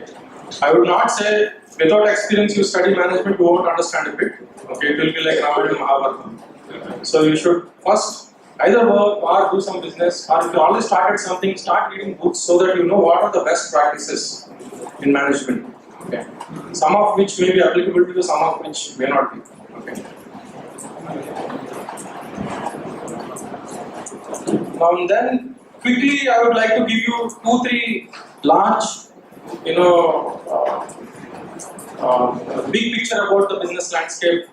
So please first understand the B2B business natures and B2C business natures. Okay. A lot of investor interest is into B2B segment. Okay. Because B2B business has more margins and there is more production for the business. There is more stickiness with the customer. Okay. It's a lot of advantage with the B2B space. Okay. I assume that you all understand what is B2B, right? Business to business. When a business is selling a service or product to other business and making money, it is called business to business. And there is business to customer, conventional business, and there is a business to customer. There is a unconventional business, the aggregator business. Okay, they have added an intermediary layer where neither they own the customer nor they own the business. They only own a name, and then people will start flocking into their app, and they start making those fellows very rich. Beautiful model. Those are called as disruptive businesses. Okay. Disruptive businesses by intention doesn't happen. Please understand. Very few businesses of disruptive nature have emerged by intent. So if you are thinking, daydreaming that okay, I will start on disruptive business and I am only looking at disruptive ideas, one day the disruptive idea will come to me and I will become a billionaire, then not sure how many days you want to daydream into that. Okay. Because a lot of times big businesses happen to businessmen, not because they intended to become big businessmen, which means there is a lot of luck factor also. I would not say luck, I say luck factor also. Okay. Then how do you become more scientific in doing business? See, if luck has to play business, play a lot of role, and if disruptive ideas only happen by chance and not by intent purely, then how do I become big? How do I make it big in business landscape? Then you start studying more about business. You understand more about business. Understand more about business landscape. Understand about the types of businesses, types of industries that you can get into. The first thing that occurs to your mind when you talk about business is what? At least when we were young, in about inter and when we passed out, we only see consumer-facing business. What is consumer-facing business? You see salon, you see food. That's why you see so many people starting restaurants, and you know the highest failure rate is there in restaurant business. You will start restaurants because the one thing you recall business is what have you seen from your childhood? You've been to a restaurant, you've been to a garment shop, you've been to a kirana store, you've been to a bank. That's all. These are the 4 or 5 consumer businesses that attract major footfall, FMCG. So you end up thinking that these are the businesses. There are so many businesses, boss. Please understand. There is Wikipedia. There is internet. Go and browse the landscape. Understand the architecture first. Then so many more opportunities. the people making secretly so much money not without actually doing a lot of hard work because they're choosing the right businesses, right industries at the right time. Okay. So increase your spectrum, increase your horizon of thinking, increase your knowledge about business. Okay. So these are some of the basic tips I'm giving you about business landscape. Then I will take you straight to the funding the story, which is our main topic. Okay. So before I conclude the general business topic, one last suggestion I would like to give all of these entrepreneurs is that your biggest skill, if you want to be successful in business, is your team building capability and talent building capability. Straight, one go, period. If you are thinking that what is that one skill as an entrepreneur I should acquire before anything else, now you can put it in the stone. You can call me anytime, meet me anytime in future also you can tell me, sir, there is another skill which is greater than this, you cannot. Because, very simple boss, business is run by 3M. What are 3M of business? Where are my MBAs? Money, material, manpower. Guys, we have someone's Swarna parked wrongly. AP28BA7248. AP28BA7248. We are calling you guys downstairs. Sorry. Okay, so the 3 M's of business are men, money, machine. Why only in this sequence? Can anybody tell? Men, money, and machine. Without man, you can't get money. Sorry? Without man, you can't get money, and without money, you can't buy machines. Correct. So it starts with men. Okay, team of people are a single founder, they come together, they come with an idea, then they formulate everything. What happens? They started and they become successful. When they wanted to scale, they needed money. So the money part comes in. Once you have money, but then you also have growth. Once money comes, you'll have more team, bigger operations, everything. How do you manage bigger operations? You need machine. Machine is nothing but in a production environment you call it as your batch processing units. In IT environment it's all softwares and hardwares. Any tools that you use is machine. Okay. I have a doubt. You said you got for your Australia thing, your international education thing. First you got an office with 18 computers and only one employee. Like follows the exact opposite of what you just said, right? Sorry, I didn't get you. You bought your first business in Hyderabad was an Australian education thing, right? Education system for Australia. Correct. Study abroad consulting. So you bought an office with 18 computers, IBM PCs and all. Correct. First you bought machines, you don't have money in your hand, you only employed one person. Correct. Therefore it follows the exact opposite. Like, so would you still recommend that? It follows the exact opposite of what you said. So you don't have money, you don't have man initially, and you only did not have money, but you bought the machine. No, machine to the extent of getting your team onboarded. The actual machine in the real sense is about the growth. Okay, so there is a interchangeable things. Okay, but then it's not necessarily that it has to be exactly in the order. But then definitely you need tools to grow, but mostly you require tools when you are in a growth phase. Okay, you need basic tools to start. So what we had was the basic tools, the basic machine, that's hardware. The software that we built, definitely after once people came in, then we built. The softwares are the real machines, okay, to help the growth, okay. You again, on the same line, you said you had 80,000 in the bank when you started up, and you had some machines in the people. How much run rate did you have? Because okay, so I'll come to that part. Okay, so when I told you that I came only with 18,000 plus a person with a successful business background who had already floated a successful business, who knows how to make money, and then who had friends who already know that this guy is good at business, okay, and somebody who has done business, then by then he graduated in MBA, then he came to a bigger city with a bigger vision. So I did not just come with 18,000 rupees to Hyderabad. There's so many plus. Okay, so those pluses are my investment. Okay. If you think 18,000 is no means a money, right? Okay. So money is not just real money, please understand. If you are extremely good at something, that's your investment, straight, period. Okay. So acquire that one skill or one trait or one quality in which you are extremely good at. Okay, that is going to help you a lot. That's as good as money. If you start considering money as money and rest everything is as not money and not currency, then you are going to lose out a lot of equity to investors. So please try to use this language. Please try to get that depth. That okay, boss, money is not everything. Money is if money is a currency that can get you something, all these qualities, all the skills that I have are also currency that can get you money. Okay.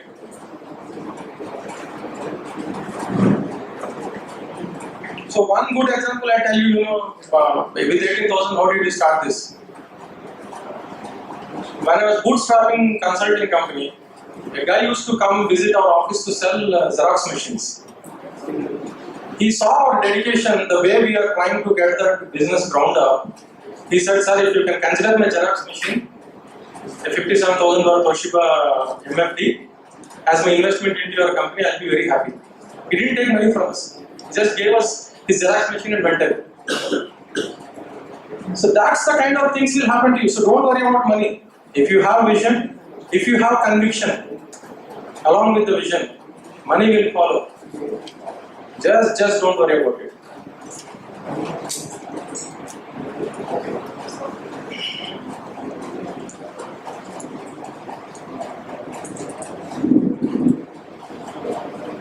So the question most of you would be eager to ask me, and the things that you would want to listen to me is about funding. Okay, if you ask me straight question, have you actually raised fund money from any angel investors or venture capitalists? In fact, I never knocked their doors yet.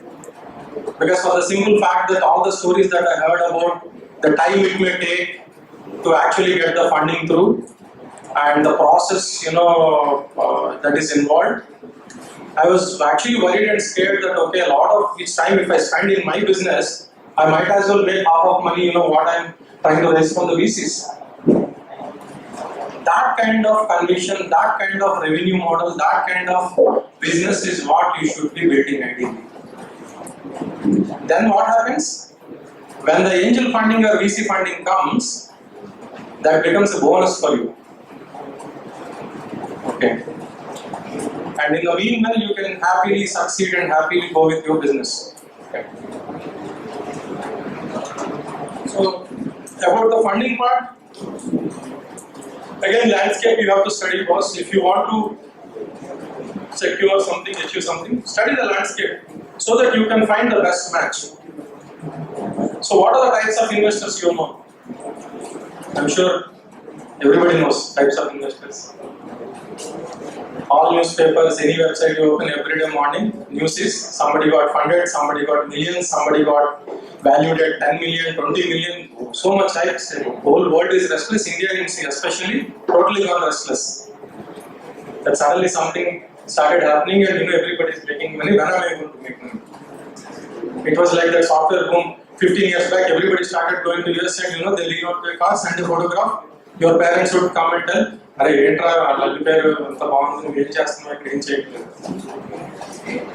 Now the comparison is like that. Funded startups, non-funded startups. So what are the types of funds available? Funding, institutional funding, VC funding. Crowdfunding, correct. So there are all sorts of funds available, boss, don't worry. It all depends on, again, based on your business life cycle. From starting till IPO. What is a business life cycle? You started somewhere in garage. So when you start, it is seed. Now there is something called as pre-seed, that is also coming. So long before the idea came to your mind, people want to invest, thinking that you will come up with some idea. It is like songwriters being fed, put in some Kulu Manali lodge and saying that okay, come up with some nice tune. Music directors. Pre-seed funding, then seed funding, then angels, then VCs, institutional funding. Then you go to P11. Just before IPO, they will come. They'll say, okay, boss, anyway, it's only last mile of your journey. Let me also help you here. I'll just invest some huge tranche into your company, and I'll just take it to the IPO next year and take my money back straight. Because why you should be given the privilege? Because I'm giving you a big check. I'll just help you consolidate all the mess you created, put it into one bucket, take you to IPO, you take yours, I take mine. So don't worry about money. Please understand the law of attraction. Okay. As much you are chasing money, money also chases ways to multiply. Means investors are also keen to invest into businesses. Investors are also keen to invest money and multiply their money because they are not making money anymore, or they are making money but then they have so much. They now want to passively invest and get some return straight, period. Not because they like you or not because they may talk 100 things about, okay, I like your vision, everything. Yes, there are some funds who really like invest in vision, there are some funds who invest in quality entrepreneurship and all. Bottom line, end of the day is still that they are all answerable to either their investors or their own money. They still need to be answered. Okay. Which means they invest money to make money. Okay. Period. So, which means your business should be generating money or should have potential to generate money, and you should be able to convince that it has great potential to generate money. But if you are only worried about how to convince an investor to convince that it is going to make money, then you are getting into big trouble. Don't do that. Rather, you focus on whether it is really genuinely making money. Is it, really a great business model? Am I really a scalable business model? You answer yourself some questions, then you have better answers with you. Okay. So some of the key words before I conclude my session, I'd like to put it in front of you.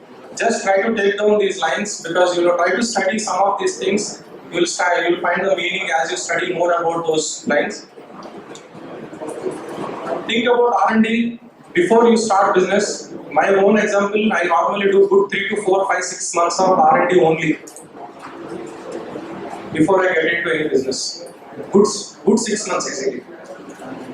I study a lot about competition. I study about the business across the globe, what trends happened in that business, what are the global, who are the global competitors, and all that stuff. So I request everyone to do extensive R&D before getting into any business, and though that R&D you will have to do against certain scientific parameters, not the blind R&D every day I'm going to visiting one shop and just I'm feeling good and coming back. Go with certain parameters, what you want to study about it. Okay. Then you choose a business which is scalable. Okay, not all businesses are fundable businesses. A lot of businesses can be profitable businesses, but they are not fundable. So what is the problem? Okay, you can say that, sir, I am a profitable business. What more do you require? I make 2 crores, I want to make 200 crores. But then if it is not a fundable business, how does one define a non-fundable business? Simple criteria. If money cannot create straight impact on your business to become scalable, to become more profitable, they would not want to invest money. Simple, huh? Clear? Because if only money can do the trick, there they want to invest money. Because they also get enough value there. Otherwise what happens? If the trick can be solved through an extra hour by the founder, the trick can be solved by simple synergy between 2 companies, and the trick can be solved by any other means, actually the money is not required, what happens then? Money will get wasted. It's a very tricky thing, huh? You just have to understand the deep science of scalable business. So a simple item cost, okay. I'll tell you about P&L modeling. How many of you have done P&L modeling? Please raise hands so that I know. Only one hand I've seen. 2 hands. 2 guys have known what P&L modeling is and they have done P&L modeling. Very, very important. That's why I'm telling you, write down all these things. You must know all these words. You must know how to do all these best practices in your businesses. Only then you can talk sense in front of your investors. Okay. So in P&L modeling, what you do is they look for straight line items that can affect your bottom line. There are expense lines, there are income lines in P&L. It's very simple. There's no rocket science. You can do simple one Excel sheet you can take, and then see which line item, if I increase, is going to impact my profit, or my top line, or my sales. Okay, if I had increased my headcount, I claim that my business is going to double. Okay, then there would be other line items that will go parallel with that line item. Obviously, if you improve your manpower, you need to give better, larger infrastructure, larger marketing, larger sales acquisition. Then the questions will come about customer acquisition cost. If you have so much team, how will you feed them? So much funnel. Then comes the questions of marketing, customer acquisition cost. When you put all these line items into plugin, then you will get a real data. At that scale, what is going to happen? Okay. So please understand more about P&L modeling. Then understand one more thing, money scale money. Means you ask yourself one question, because investor is going to think for himself, if I put money, is this money going straight to scale the business? And does scale bring money? So your business should be a business where a large scale should give you bigger multiples of profit margin. A lot of times what happens as you grow is that as you grow, as you put more money, as you increase your size, your operating margins, your EBITDA comes down. That's not the kind of business you want to get into. You want to get into a business where I put incremental money, you get incremental top line, also growth margin, profit margin.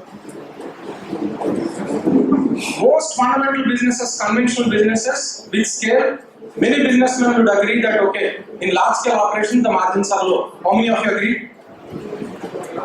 Most of at least if you asked me this question 5 years back, I would have agreed. Very simple. If you are a small unit, you are operating on higher profits. If you are a large scale operation, in most cases, margins are down. Okay. It's like wholesale, retail and wholesale. But VC money doesn't work like that. They think about ways to increase the profit also many folds. So is your business in such a mode, or is your business in such a business that I can take so much money and I can actually multiply my profits if I get more money? Not just the volume per se. So you will have to give them reasons that if you give me money, so the reasons could be something like this. I've been buying so and so my source material from so and so somebody, and that is costing me X. And if I had more money, I build volume on one hand, and I also do backward integration. Net I am increasing the margin by 40%. A good case. How many of you got the case? Only 2. No, if you are not able to get it, why? I mean, I'm not sure how much of it is actually going through. If it is too much of information, I will cut down. You can probably contact me. Fine. So that's about money scale money formula. That's called money scale money. Means I put money, you scale up, and that should bring more money, not lesser money. Not just by quantum, also the percentage margin. The other word I would like to, Funda I want to give you is capital right sizing. What is capital right sizing? Very fundamental. When you start a business, you must know how much capital is sufficient for this business and try to raise all of those funds if possible in one go before you actually get into business. I'm not talking about the growth fund. I'm talking about the size of fund that would be required for you to start a business and last until you become profitable. Suppose if you are thought that in 18 months time I will become profitable, you must take all the money that is required for 18 months. In fact, you should take money for 24 months. And this preparation has to be done well in advance. I've seen a lot of businesses fail just because of wrong capital right sizing and wrong preparation in terms of capital. They just take too little capital. First they think that okay, I'll start. Somebody else will anyway come, or we'll see what happens next. Because if I start thinking and keep counting stars, nothing is going to happen. So let me plunge into business. That's not how you plunge into business. Because there is no hurry. If you don't start business, nothing is going to stop in this world. Neither something is going to stop in your life. It's just going to be more peaceful. Just stay chilled and relaxed. But then, if you're starting business, you be very, very well prepared. Okay, much before the start itself, especially in terms of capital. Okay, and also the word capital right sizing means for that particular business, am I taking the right capital, right size of the capital? Suppose I want to get into pharma industry and I only have 5 million bootstrapped amount and I want to become the Reddy's laboratory starting today. You're just not taking the right capital size for that industry, because in pharma, millions don't talk. The same amount of money you bring into last mile logistics as with startup aggression. Let me actually the same amount of money you bring into some business, some trade, where people have only about 1 crore of stock in trade. So you are bringing 10 crores of stock in trade in that particular trade line. You become the big boss there. So it is essential that whichever industry you are getting into, is this the right capital size to chase this particular business idea is one of the biggest questions you should be asking yourself. Is that clear? Then another line is Funda is equity right sizing. The complex, okay. As you grow into business, you'll understand, but then just write about it, then you'll understand as you grow, okay, what are these items? Because how much equity you should actually keep, how much co-founder should keep, how much each person should be valued in a startup, how much an investor should be valued at each stage of the startup, that itself is a big science. Because unless you get the right shares and right proportions, things are not balanced. And then if the aspirations are not met, then people are going to fall apart. So equity right sizing also very, very important. Okay. So somebody out of ignorance or innocence, they may simply agree for certain equity, but then he actually deserved more. 1 year later, he will come to know about the subject, and he starts feeling inside a lot of distress. What is going to do? That's going to affect on the business. So you must study a lot of these things online. There are beautiful websites, wonderful, curated blogs are there, which I am going to share a couple of blogs which you can follow. And then the other funda that I am going to tell you is about critical mass. Okay. If you already started up in the business, I want all of those startup guys to work day and night to reach that critical mass. So once you are into your business, everybody in their own lane, they will know what is that critical mass. In my lanes, I know what is the critical mass. Probably if you ask me, we were always looking at when will we reach the 30 salons mark. Because until 30, we were very vulnerable, anything could have happened. Because the first 10 opened, and if you shut 5, again you lost count. First 20 open, 10 guys, start a WhatsApp group and decide to, start off something else. You're again lost, coming back to square one.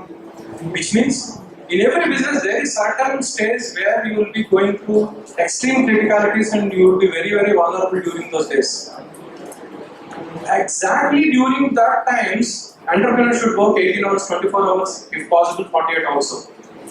Just to see through the startup, through the critical mass. Once you get to the critical mass, you are much, much more safer. I don't say that challenges end in business, but at least the challenge won't come knocking your door at midnight. Once you gone past the critical mass. Clear? Then once you've gone past the critical mass phase, you should try to get into a phase where your business gets into snowballing effect. And then become a fundable business.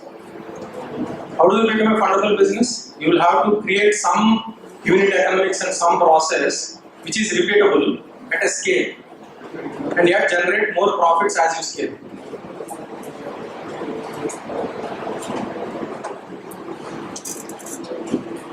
So these are some of the thoughts that I quickly jotted down as I came to this session. As I told you, if you let me speak, we can make sure that till an orbit closes, I can have all these audience sit here and keep telling about businesses, but I know that's not going to work. So I hope the session you all found it useful. In fact, this is only my second session. Last year I went to Startup Summit at Hightex. This is my second session with entrepreneurs. So I'm extremely delighted to see a lot of participants. They all came bang on time, 4 o'clock. Really liked it. Must appreciate. Big claps for all those people who have attended on time in big numbers. And enthusiasm is great, but then more than enthusiasm, make yourself really worthy of big dreams by working really hard and just stay focused and be prepared for a long haul. Entrepreneurship is not for faint-hearted or somebody who come for a quick run. And if you come to business only chasing money, believe me, most likely you will not get money. Please come to business with clear intention, good passion, really want to bring out some change in that industry. If you want to do that, you will do a lot of R&D, because somebody asked one question to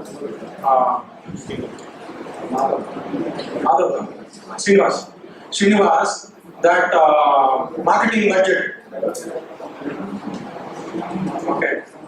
So if you have not done good R&D, if your product is good, how many Apple these days have started little bit of advertisement? Have you seen Apple advertising much? No. I need an answer. No. Hardly they market, boss. They hardly market. Beautiful product. How many of you use Apple products? They market a lot now. Huh? They market a lot. No. No. No. Okay.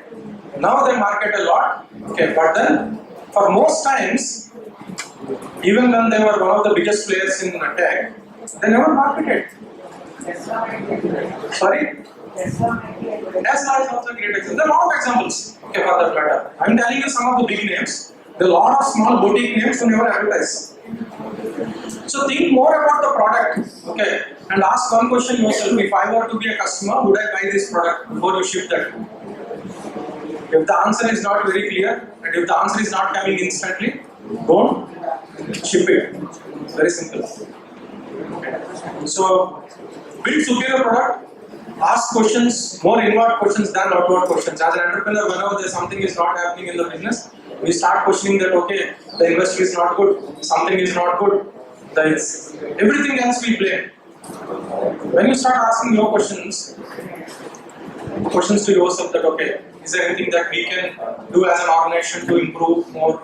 Can we cut down this expense, or can we increase this efficiency? Can we do, 2 nights of R&D and, get one more line item to increase our sale? Do something. There are always ways.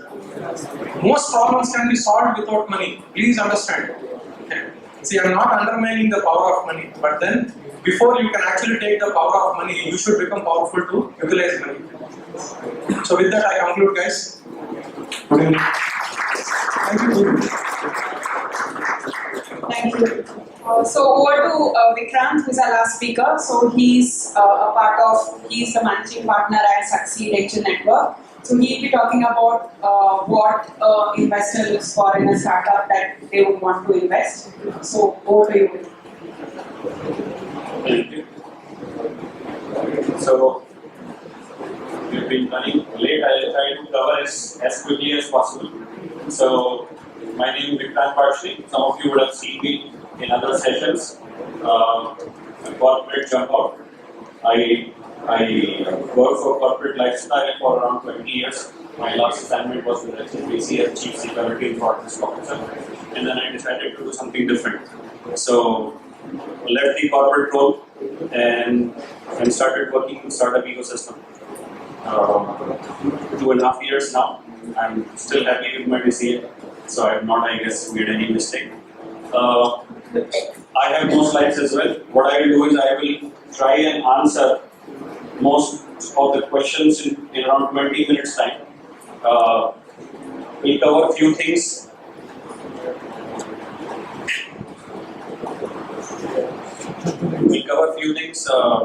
From my side as an initial perspective, and then I'll open for Q&A.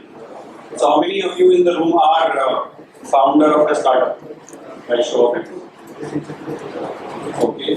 And how many are thinking of starting a startup? And what is the rest of the profile?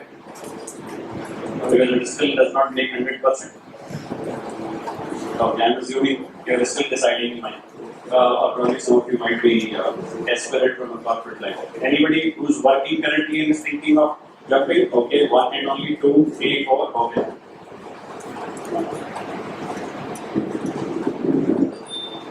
So when you think of starting a startup, as we call it, otherwise we can say when you think of running a company, that's a big decision, because when we grow ourselves into a corporate lifestyle, we are actually working on a small assignment which company gives and pays you for, and your growth over a period of time happens only in that segment. You become Java developer, right? For you, software development also in Java, your growth happens only in that. And when you think of starting a startup, your growth is not complemented by what you have done. And when you come on the ground, life is different. And you need to start thinking, as this, a lot of people say, CEO stands for Chief Everything Officer. So you need to do everything. And when you're trying to do everything, you are not trained to do everything. You don't even know what company secretary's expectation to you is. Our company incorporation happened. What do you need to submit as a income tax statement? When you are working as an employee, most of the time there is a CA which comes to your office, and all you need to do is ये सरल form पे sign कर दो, बाकी मैं देख लूँगी, and you are happy to do that, right? The company deducts TDS. Most of the time you listen to your CA advice and say इतना दे दिया और देने की जरूरत नहीं. You think like that, but when you are thinking like a founder, your thought process has to evolve. And I just obviously touched upon only 2 things. There are finances, there is product development, but I think the biggest thing is sales and business development for your company. Our sales and business development aspects of our life isn't developed at all. When you are working in a company, especially in the IT domain, if you are working in sales and marketing or on the product side or on the FMCG side, that aspects develop more. But if you are working in an IT setup, sales and development aspects are the least developed attributes in your ecosystem, right? That is the least developed organ, if I may say. And hence, when you come and think of starting a startup, that's the most difficult. And the testimony of that is when you do a pitch to an investor.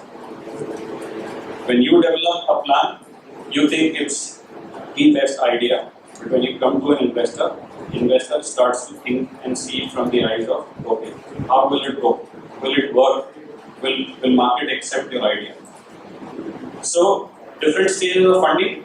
I won't go in detail, but I guess broadly, debt funding. You would have heard, people taking money on debt. Whether you take money on debt from money lenders or you take debt from bank, right? So we heard Money Sutra, Health Sutra talking about taking initial money from the bank, and the bank manager actually trusted. Good that he got a collateral-free loan.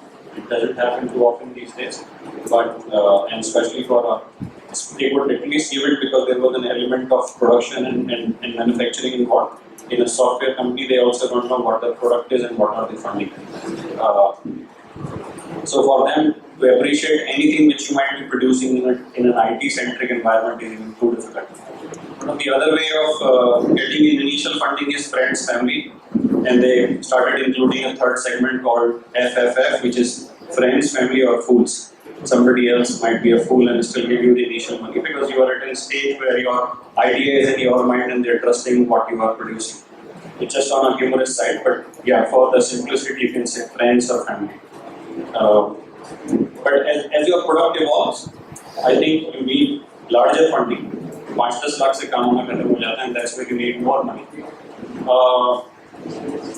How many of you have actually sought funds so far from external people? Anybody other than I know him, but by show of hands, how many of you got external funds?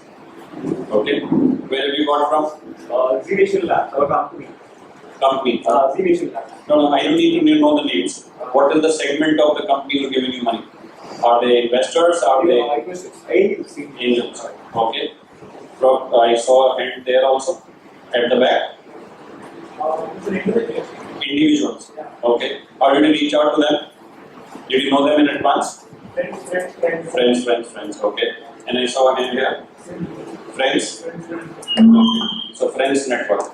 And most of these people may not be a formal angels, but they've started to invest in ideas. So I think that's a positive development which has happened in India in last few months.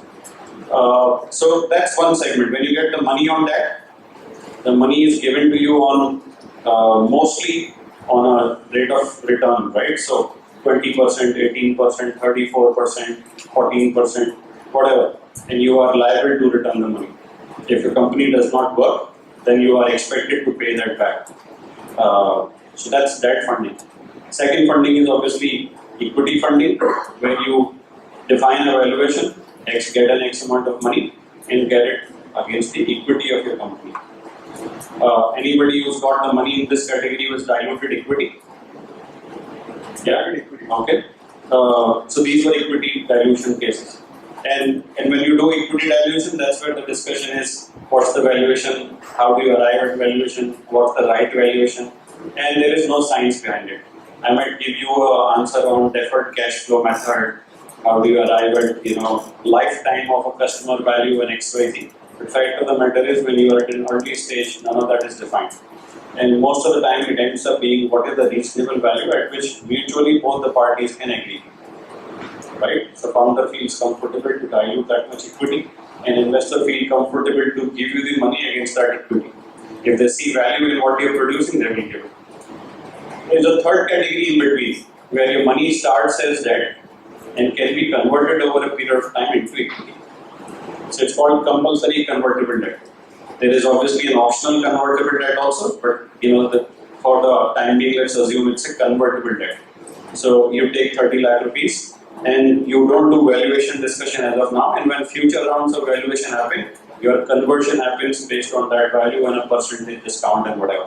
So you take the money on conversion, there is a rate of interest also. So that's path in between.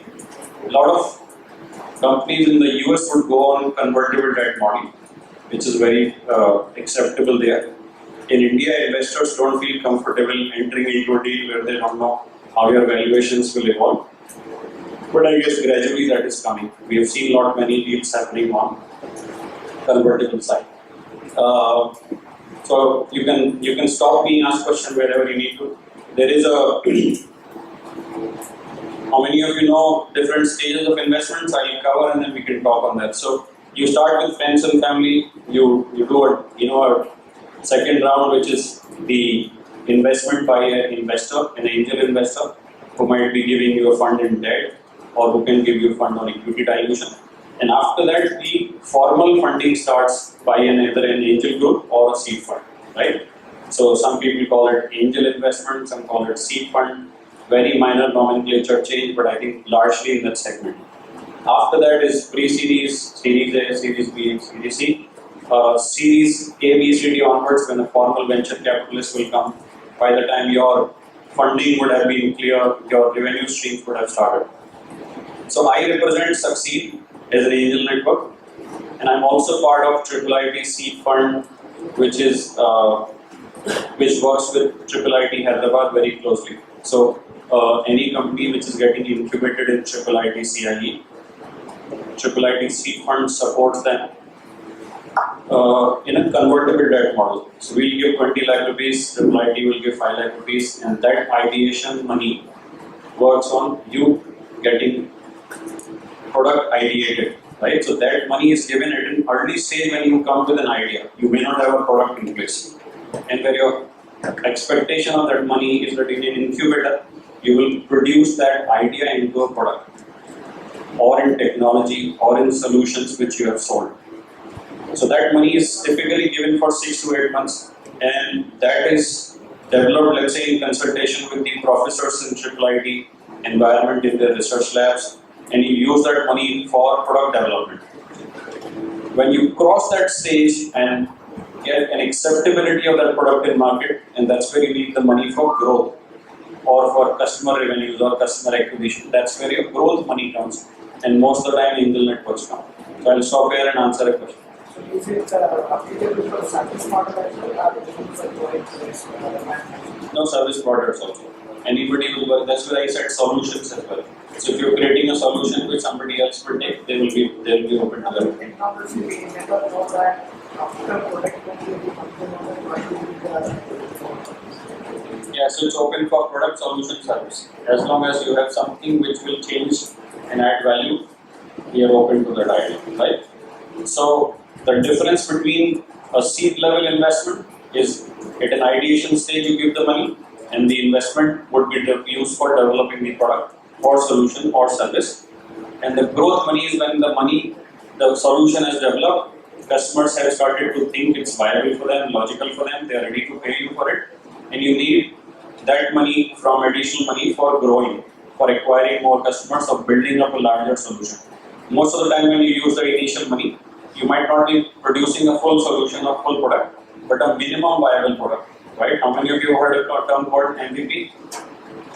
Okay, few. So minimum viable product sometimes I think is a decent amount of development, which is good for you to test the response of the market without actually investing too much time and money, which will give you a flavor. So if you can develop that kind of a solution in 20-25 lakh rupees, then market can start to respond to you. Reasonable amount of idea of pricing and response can be gathered, that's good enough. That's where seed fund is as a segment which existed, but nobody was funding. That's where we thought we can fund through IIIT seed fund. How many of the participants here in the room are from the IT background of thinking of starting a company in IT domain? Half. So what is the rest? Manufacturing, automobile, pharmaceutical. Okay. So mostly in IT it's very useful. You can still do MVP in 20 lakh rupees. Some IT solutions can actually be developed in 5 to 10 lakh rupees also. So we have found good response for that kind of fund. We would be thinking of now expanding, and we would also be creating specialized funds which are a blockchain-based fund, or robotics fund, and IoT funds, and all of that. Where the idea is to develop an ecosystem where companies, founders, people who are running company in that segment come and invest as an investor, or become a mentor and open doors for you in future also. And at some point in time, if you're doing good, then they can also become merchant in acquisition potential. And that ecosystem is something which we will develop. But on the other side, when an angel network develops, we might have 10 angels or 15 or 20, and we all might start to invest in individual capacity to a company. So an angel network works purely on angels coming together and invest as a network. So if I have, so in Succeed, we have got around 70 investors. Out of 70, 45 to 50 people would always, sit into our monthly pitch and listen to the pitches. And 20 of them might like one company, other 25 might like another company. And those 20 will invest in company A, the other 25 will invest in company B. The investment happens through them individually.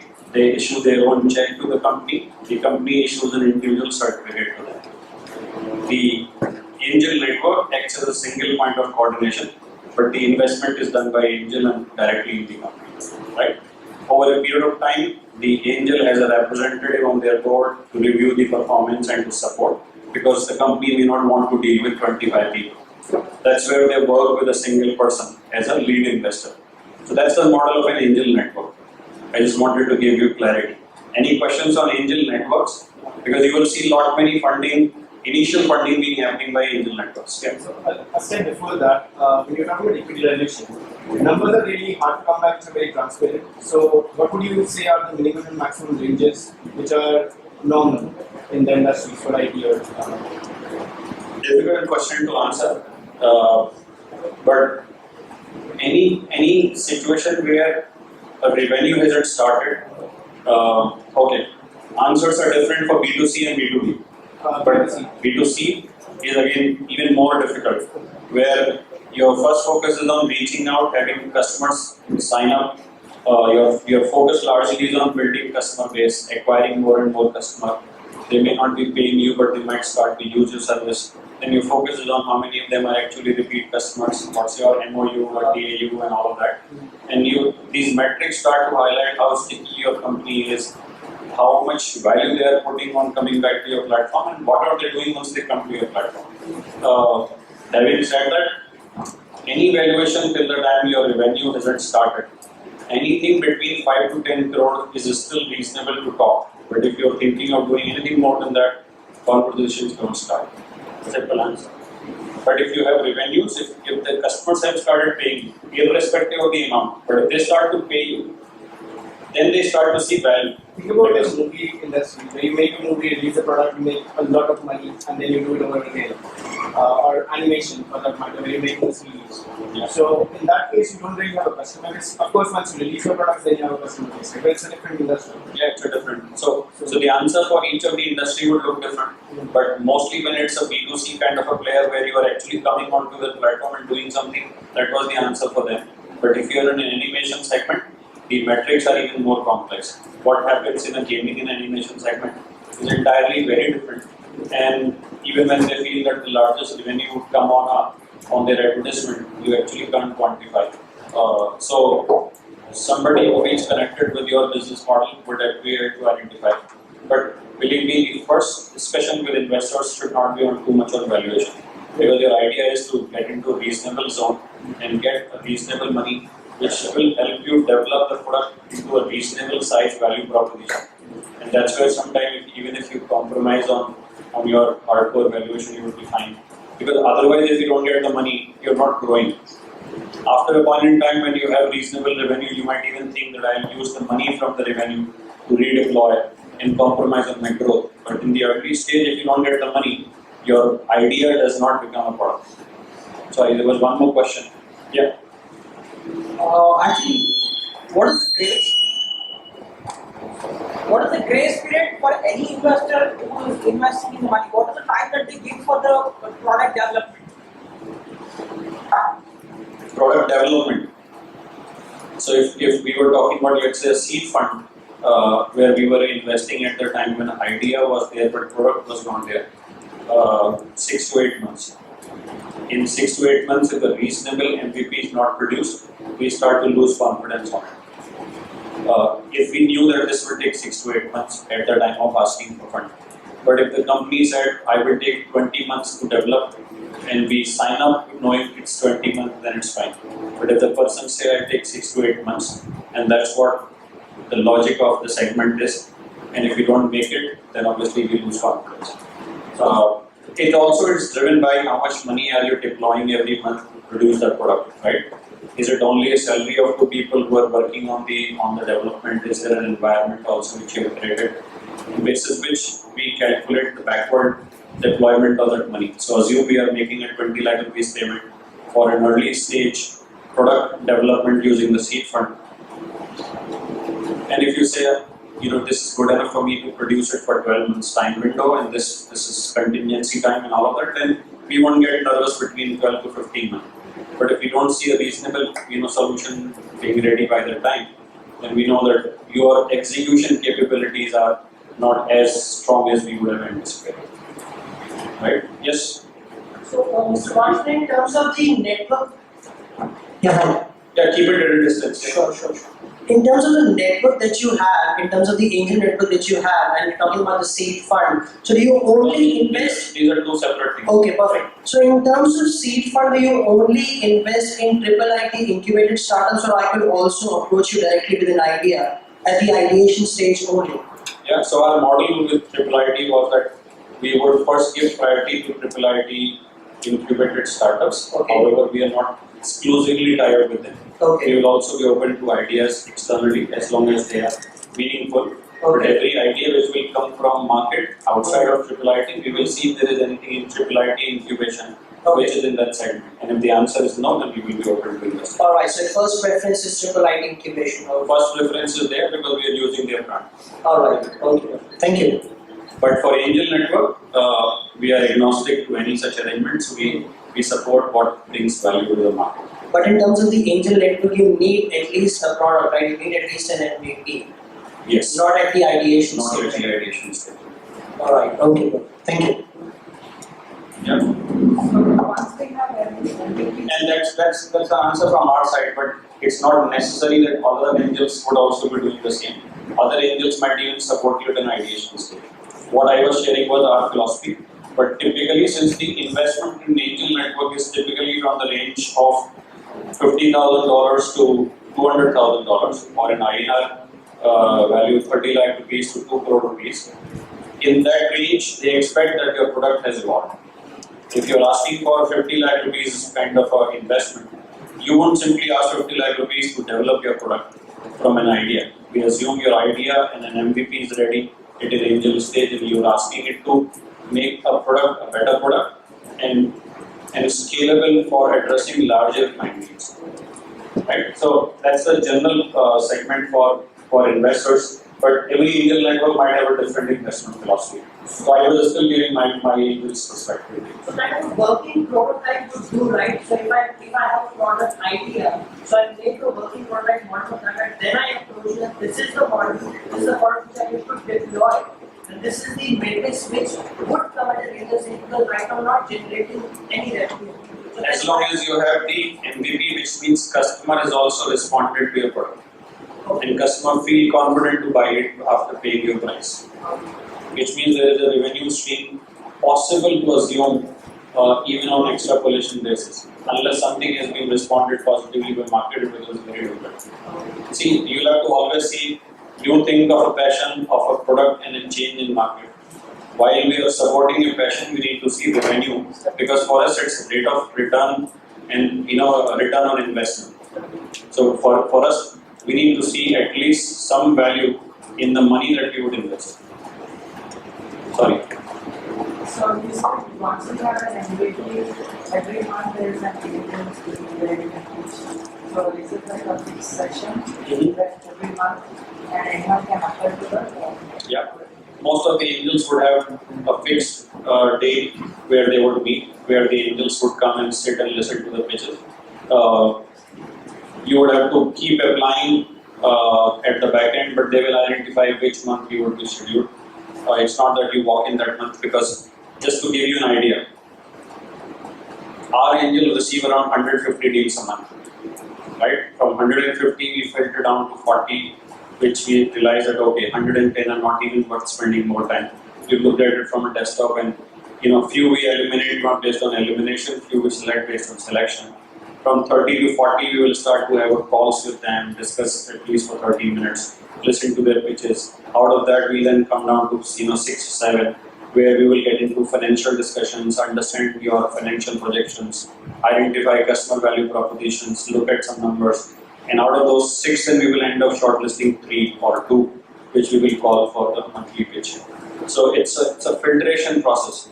And by the time you make up into the cut, it might be a couple of months. So if you're applying, let's say in April, we might be scheduling you for a June session. Or we may not even move forward and we'll go back to you with the feedback saying not at this stage, keep us posted. Right? Like if I have a prototype developed and already into the market, like I am the single founder of my company and I am planning to build the team properly to expand my operations. So in that case, how can the angel network help? And how would be if at the MVP stage, at the prototype stage, if I think there is some kind of a disturbance in the market, like if it is not properly accepted, so what will be the next stage?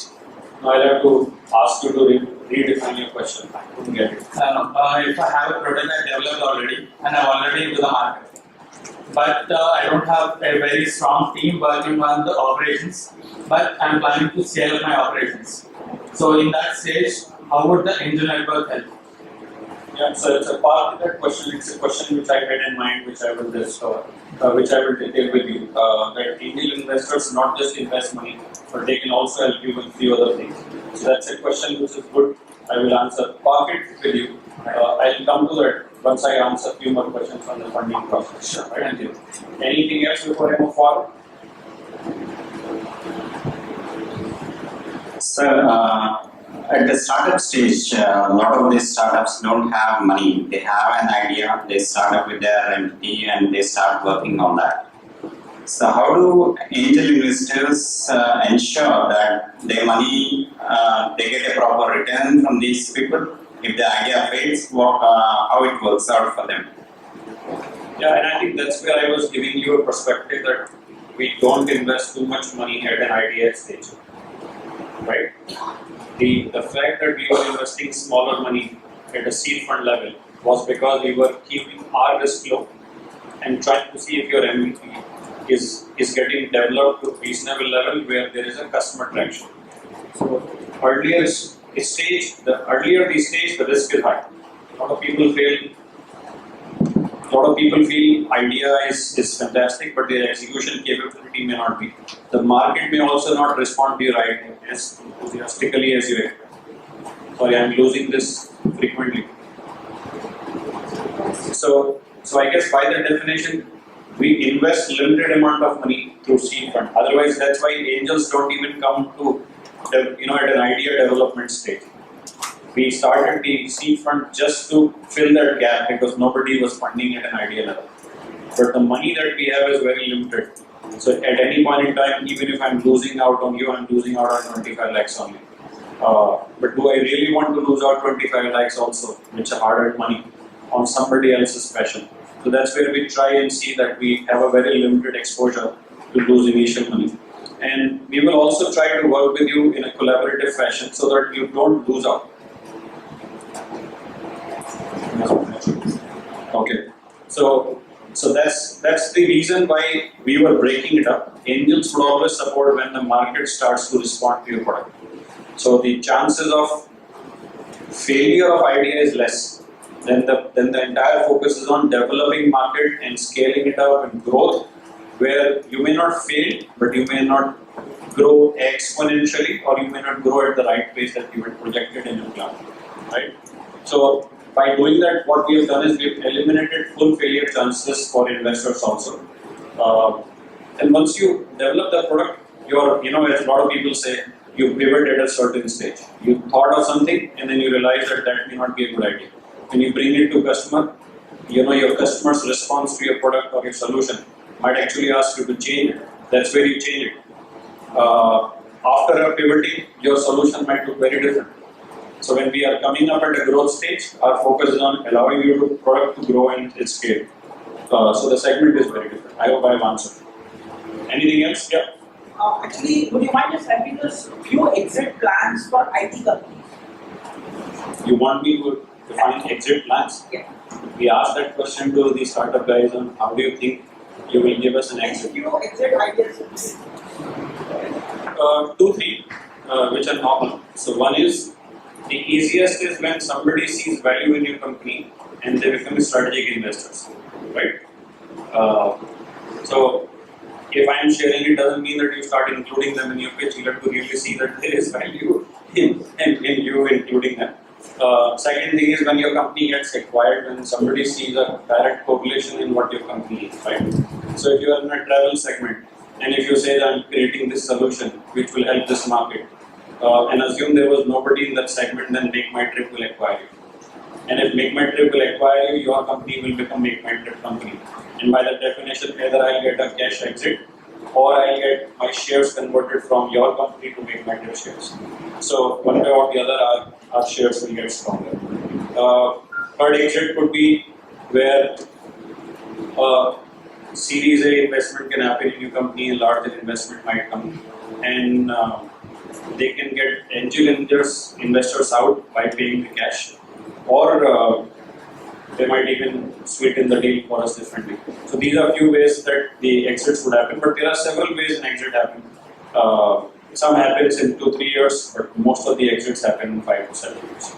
We feel that exits will happen in 24 to 30 months, but it never happens. And full exits in any case don't happen. Partial exits do happen. Okay, so I'll move on. So I spoke about the size, typically 50K to $200K dollars, which means 50 lakh rupees to 2 crore rupees is the kind of sweet spot where most of the angel deals happen. A typical thing which an investor would be looking in a pitch deck.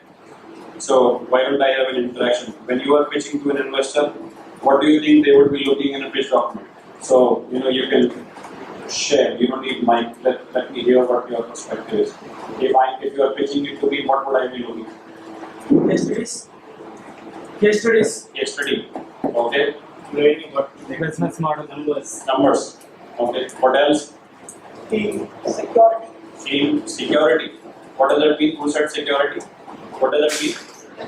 In 5 years, what is the growth? And if for example, my project is into IT, if it's IT thing, if it's if it's not working, we cannot sell it into the market. So they see the security or. So I would actually correct you. You might be trying to say something different, but using security as a word. I would never invest in a company for security.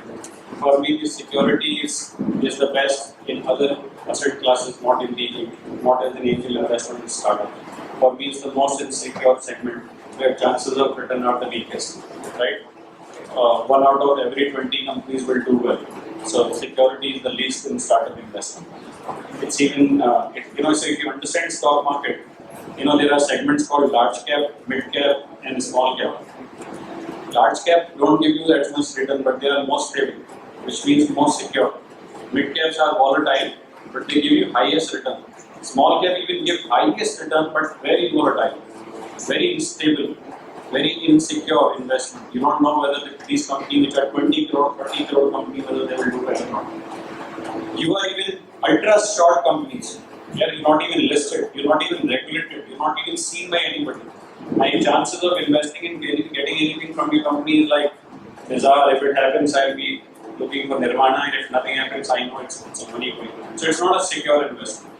But I just wanted to give you perspective. But yes, it's a high growth investment. If you do well as you think, then this will give me money. You said business model, right? Yeah, business model definitely. What do you mean by business model?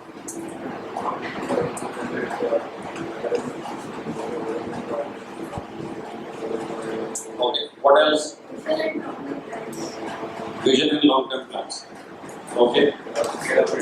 Scalability. Innovation. Recurring revenue. Recurring revenue. Recurring revenue. Yeah. How about profitability? Do I look for profitability? Do I look for unit economics positive, or do I look for profitability in the first 2-3 years? Unit economics.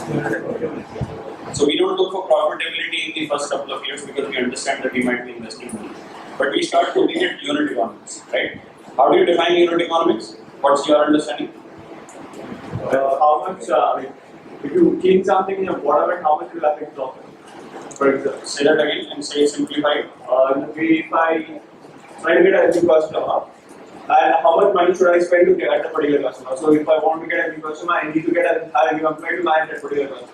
Speaking about my business again. So how much it will actually cost me? And how much is the acquisition cost and all that? And how long can I maintain it?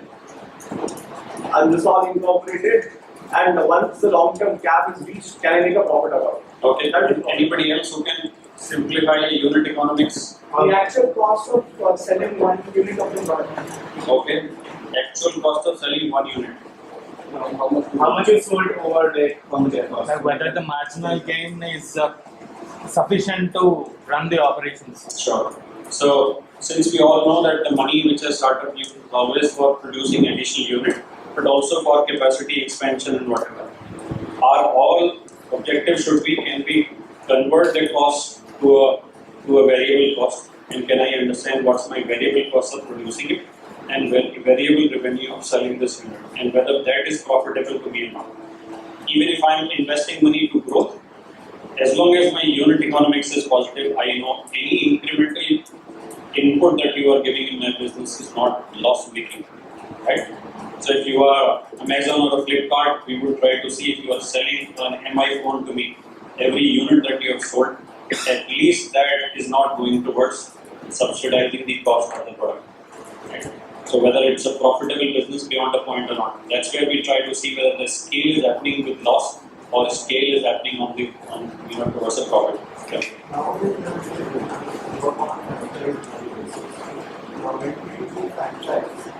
say to the person who is getting the content investment, if you also have a center cost because you are not using these sources. So in these terms, how would you participate in this economy? Because the person who is actually using the factory, he will not get this operation. He will get really profitable. But if you are in the center, you need to make sure that it is not working in a efficient way. So you need to always think of franchise model as a channel partner for you.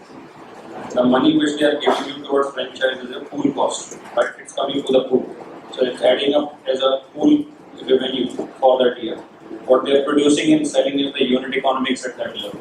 And if you've not been able to redefine your model, franchise model will never be successful. They will always try to see my unit economics is positive at a franchise level. Otherwise, how will you sustain? Because ultimately you're getting money from the franchise and sharing on a revenue share model. And if it's not positive, the person who's taking franchise would not have the reasons to invest in it. Because they ultimately pay you 10 lakh to 15 lakh rupees to take the franchise. Sorry, there was one more question. For the user acquisition, for the market acquisition, there are good number of startups that are providing the cashback offers. Like they are directly buying the customers. Like how does that really work? How does the investors' money be used here? Yeah, so as long as investors know that they are investing the money which is going towards customer acquisition and it's defined in the investment plan, then it's an informed call, right? Most of the time when we look into the pitches, we ask where the money is going to be deployed, where are you going to use this money? And startups define 30 to 40% will go on user acquisition. And then we get into detail of what kind of tactics would be used for customer acquisition, how much money, and whether those money are actually used for reaching out to customers.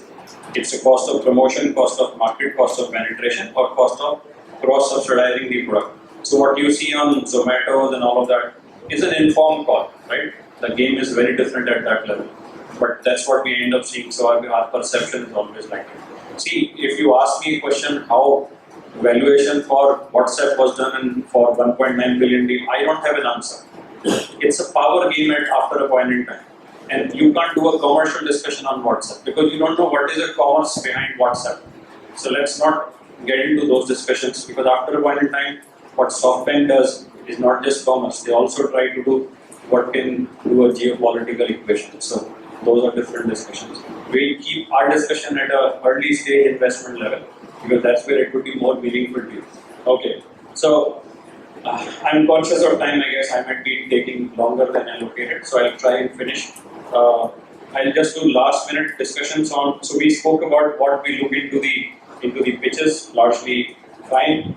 I'll give you a glimpse of the process that we followed so that you understand these steps important. So once we identified how deals get filtered, by the time a pitching session happens, if the pitches are liked by investors raise hand, those investors get into discussion. That's where the discussion, negotiation on valuation happens. Once assumed valuation is agreed upon, then a formal due diligence happens of the company, which means a business due diligence, whatever you projected in your pitch deck, you'll try and validate that. A legal and a financial due diligence will happen because you said these are the founders, these are the people who were investors in my company. A legal due diligence which talks about your intellectual property assets, everything else that you have declared in your company secretary documentation, blah blah blah. That process generally takes a month. That process generally costs 40,000 rupees. Mostly gets passed on to the startup guys to pick up that cost. But I think what it does is it helps you clean up your base. Once you have that base ready, you can scale up in future also. Every time you will do your due diligence, you will identify a few things that you are not doing correctly as per regulatory expectations, as per company secretary expectations. You may not have filed few documentations correctly. You may not have done your share agreements with your co-founder correctly. You may not have your deals very well documented with how ESOPs would be given, how vesting would happen and all of that. They all get identified in that process. While our investment continues, we also agree with the founders that you will clean up this in 3 months' time. So our money gets, let's say, divided into 2 tranches. One tranche gets half of it, let's say, get issued, half of it gets parked. Once you clean up all of that, the remaining half gets assigned to you.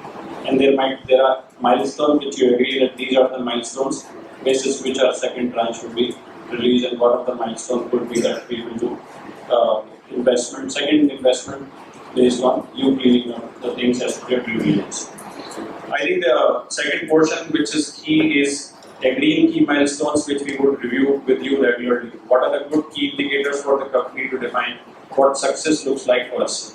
While your startup would evolve, while your startups would look different in 6 months, 12 months, you will keep pivoting your ideas, you will keep looking different, but we would still at least define what's the reasonable indicators for you, on which we will review monthly, quarterly, whatever is the agreeable course action, right? There is a discussion which happens in our contracts around board seats, director on a board versus observer on the board. That's again based on the interest that we see, the value that we can bring. So coming back to your questions about how can an investor help? See, an investor invests money, an investor can also bring experience on the table, right?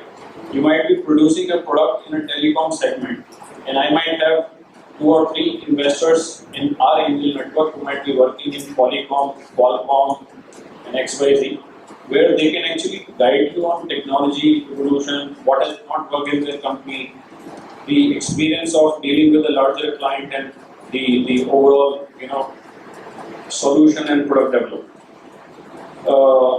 They could also be a mentor on a business aspect. So you might be strong on technology aspect, but you may not have a business perspective. Those could be guys. I think the first customer is key. So a lot of companies also look for, if you are in a B2B segment, then you would always like to get your first client, and investors can actually get you the first client in most of the cases.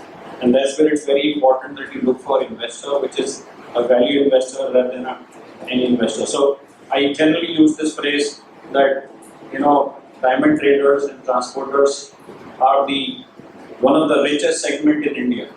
And they have also started to invest in startups of late in last 3 to 4 years.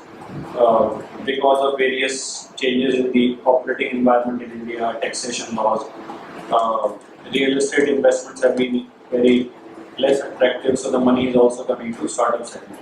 While the money would come easy to you, and while it would be in comparatively less difficult money to be responsible for, but I guess they won't be able to get you the first client very easily.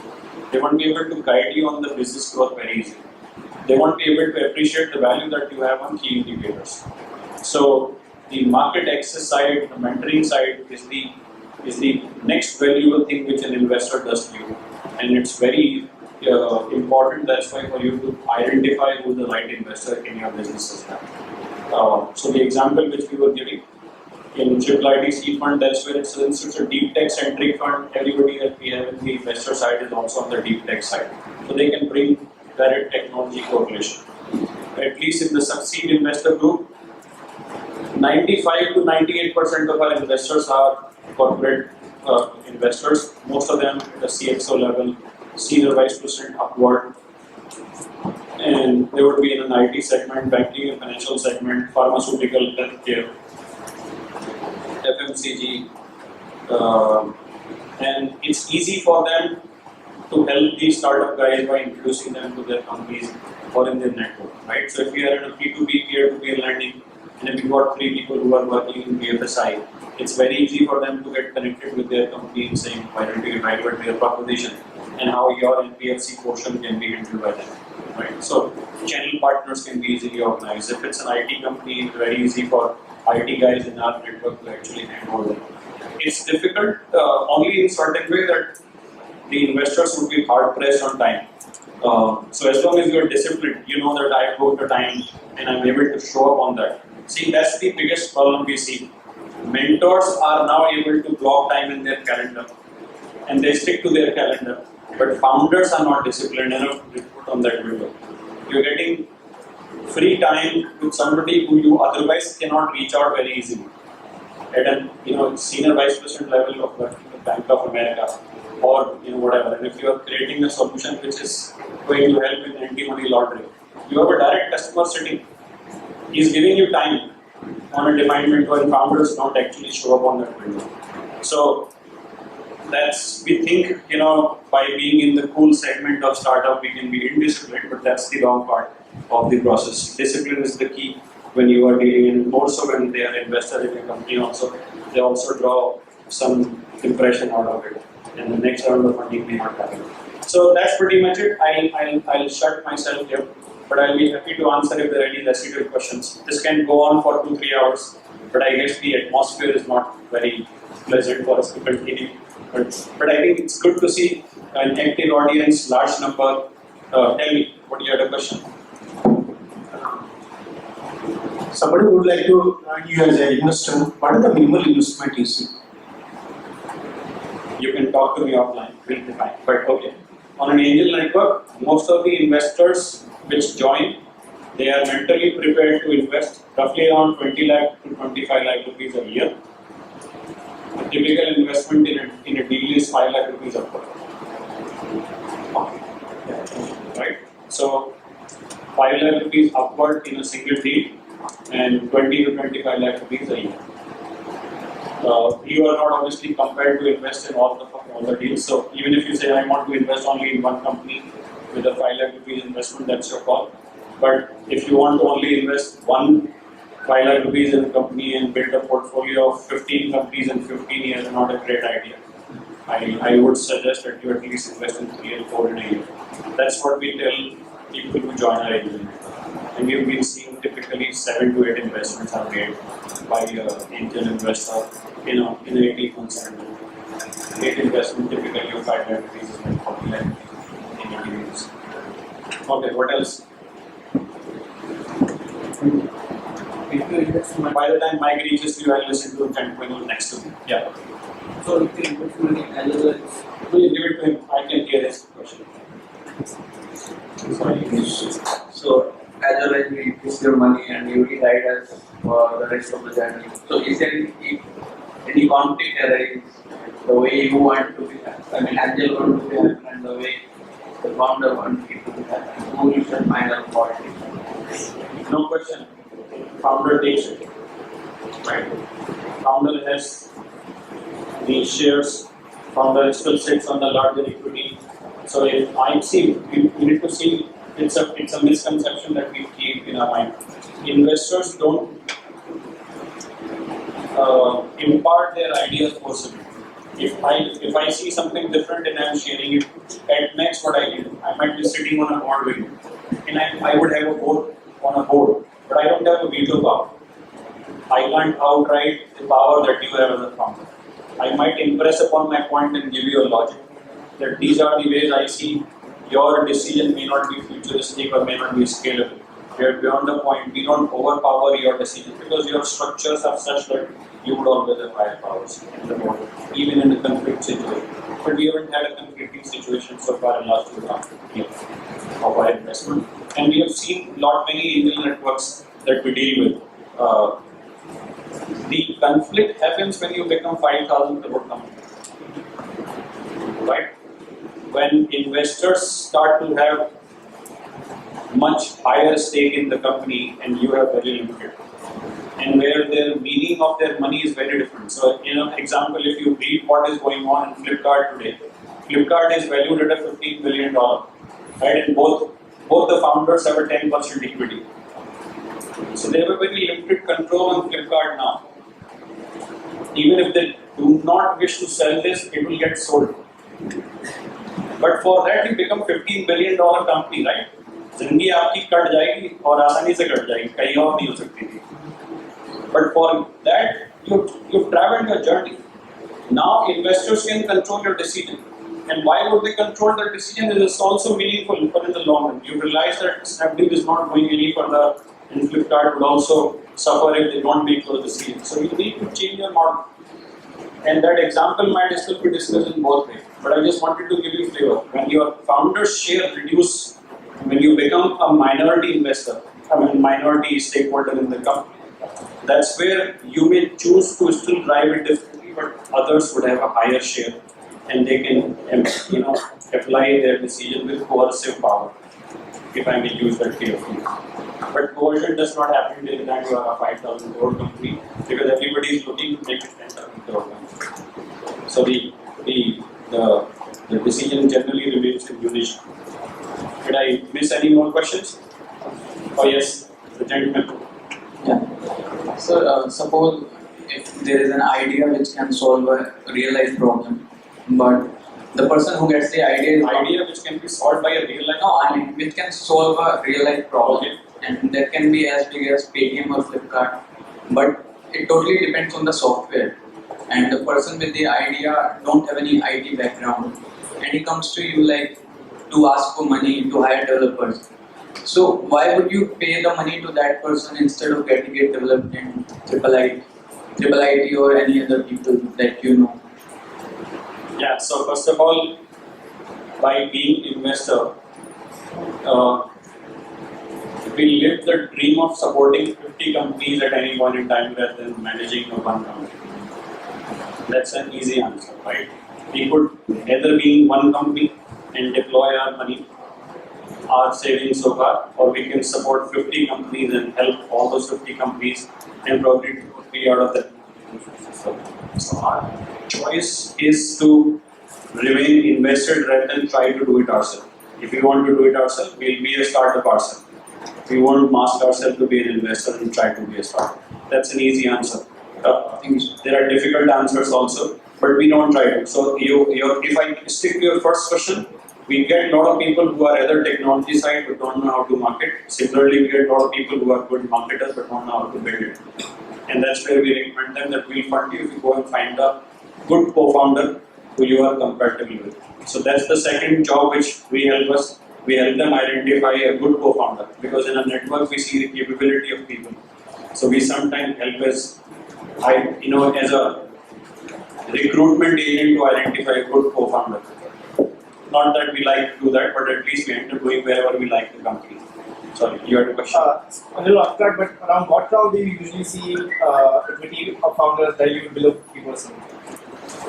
In 2 to 3 investment, they end up being in that range. Okay. By the time they reach pre-series, they are typically lesser than the investors. So I'll give you a flavor so that you understand. First round of investment, and these are sample numbers. 5 crore valuation, 1 crore round, 20% diluted. Next investment, 20 crore round, 4 crore raised, again 20%. This is already 40% diluted, right, with 2 rounds. Assume the company is doing good and becomes 100 crore company, raise 15 crore rounds, 15%. 40 plus 15, 55%. Founder would be left with 45%. So in the third round, they are already 45. And if they were equal partner, they would be sitting at 22.5 each. And you might have an investors which might be more than 22.5 in a nice observation. So a single founder having a split opinion on a deal could actually convert. So in this case of, let's say, Flipkart, we heard that the 2 co-founders were thinking differently, right? So it's very easy to then change a decision. All you need to do is just keep one founder in your side. But you would see, we understand the value of the company is growing from 5 crore to 20 crore to 100 crore because both the co-founders were acting together. So we like to keep the team like that. So there is no interest in breaking the co-founders also, because it will spoil the growth. The company would then die at 100 crore and never become 5,000 crore. Right? So it's in our interest to keep the co-founders working as a partner and jointly thinking. Because if they are bringing complementary strength, one founder is of no value to us. Both founders are the pahya of vehicle, and you can't do with one pahya at all. Right? How do you Okay, last question? Yeah, last. Or last 2 questions, if there is anything else after that. How do you look at the startups coming with single founder and multiple founders? We don't invest in single founder. Single founders are not founders. Single founders, by the virtue, if he thinks I can do everything, then why does he need to come to an investor? But for example, Paytm, if you take. See, we said we don't invest. Market invests. What Steve Jobs did could be an exception, but that doesn't create the norm. What Facebook guy did, but they are also investors. There are other founders also, but you obviously tend to know the one guy in the network. But we feel that people who are generally what we see as a trend, if there are more than 5 co-founders, then the struggle happens. because the decision making is very slow. And if there is less than 2 co-founders, then the scale up does not happen because they don't know how to scale it up beyond the point. There is dearth of knowledge and delegation of power. A single guy cannot scale up a venture beyond the point. So 2 guys, and mostly if they've known with each other in past, are an ideal combination, maximum 3. But after 3, we start to think, and anything less than 2 also will be. We have not invested in a single co-founder business so far, and we prefer to not invest in single founder investors. Right? So, but a lot of people do. If you are really passionate, and you can demonstrate that you've got a very strong team, and that team has worked. You've demonstrated a revenue stream for 3 years. Then we will say, okay, we'll take that risk. But normally those kind of deals don't come to us where 3-year revenue is coming. Because if the 3-year revenue is coming, the company would be 25 crore valuation already. Okay, done. Good session. Thank you for being a patient participants and making it interactive. I hope this was of value to you. Thank you, Vikrant. Before we close, the Idea Labs Bharat would like to speak to you guys. So I like to take some time for thanking you all for being here, being best participants, and I thank speakers for making this valuable, and pay you for using this space productivity. That's all. Thanks a lot. Even in Idea Labs, we believe that our motto is to dream, believe, achieve. Thanks. Thank you. So before closing, the puzzle winners, do we have Dinesh Pirla, Rajeshwar, Murli Mohan, Ramashri. 405 is your last. Okay. So a round of applause, please. I know all of us are tired. Thank you. I'm very thankful to all of you for being here. As a part of PayU, we want to keep doing sessions like this, and thank you for believing in us, and we will continue to do sessions like these. If you all are looking for a payment gateway, you know who to reach out to. We will be happy to help you all. To close, to open the session to networking, we have our speakers around. You can talk to them, and there are soft drinks and rolls. So veg rolls on the back side. You can help yourself as well. Thank you so much. Thank you all once again.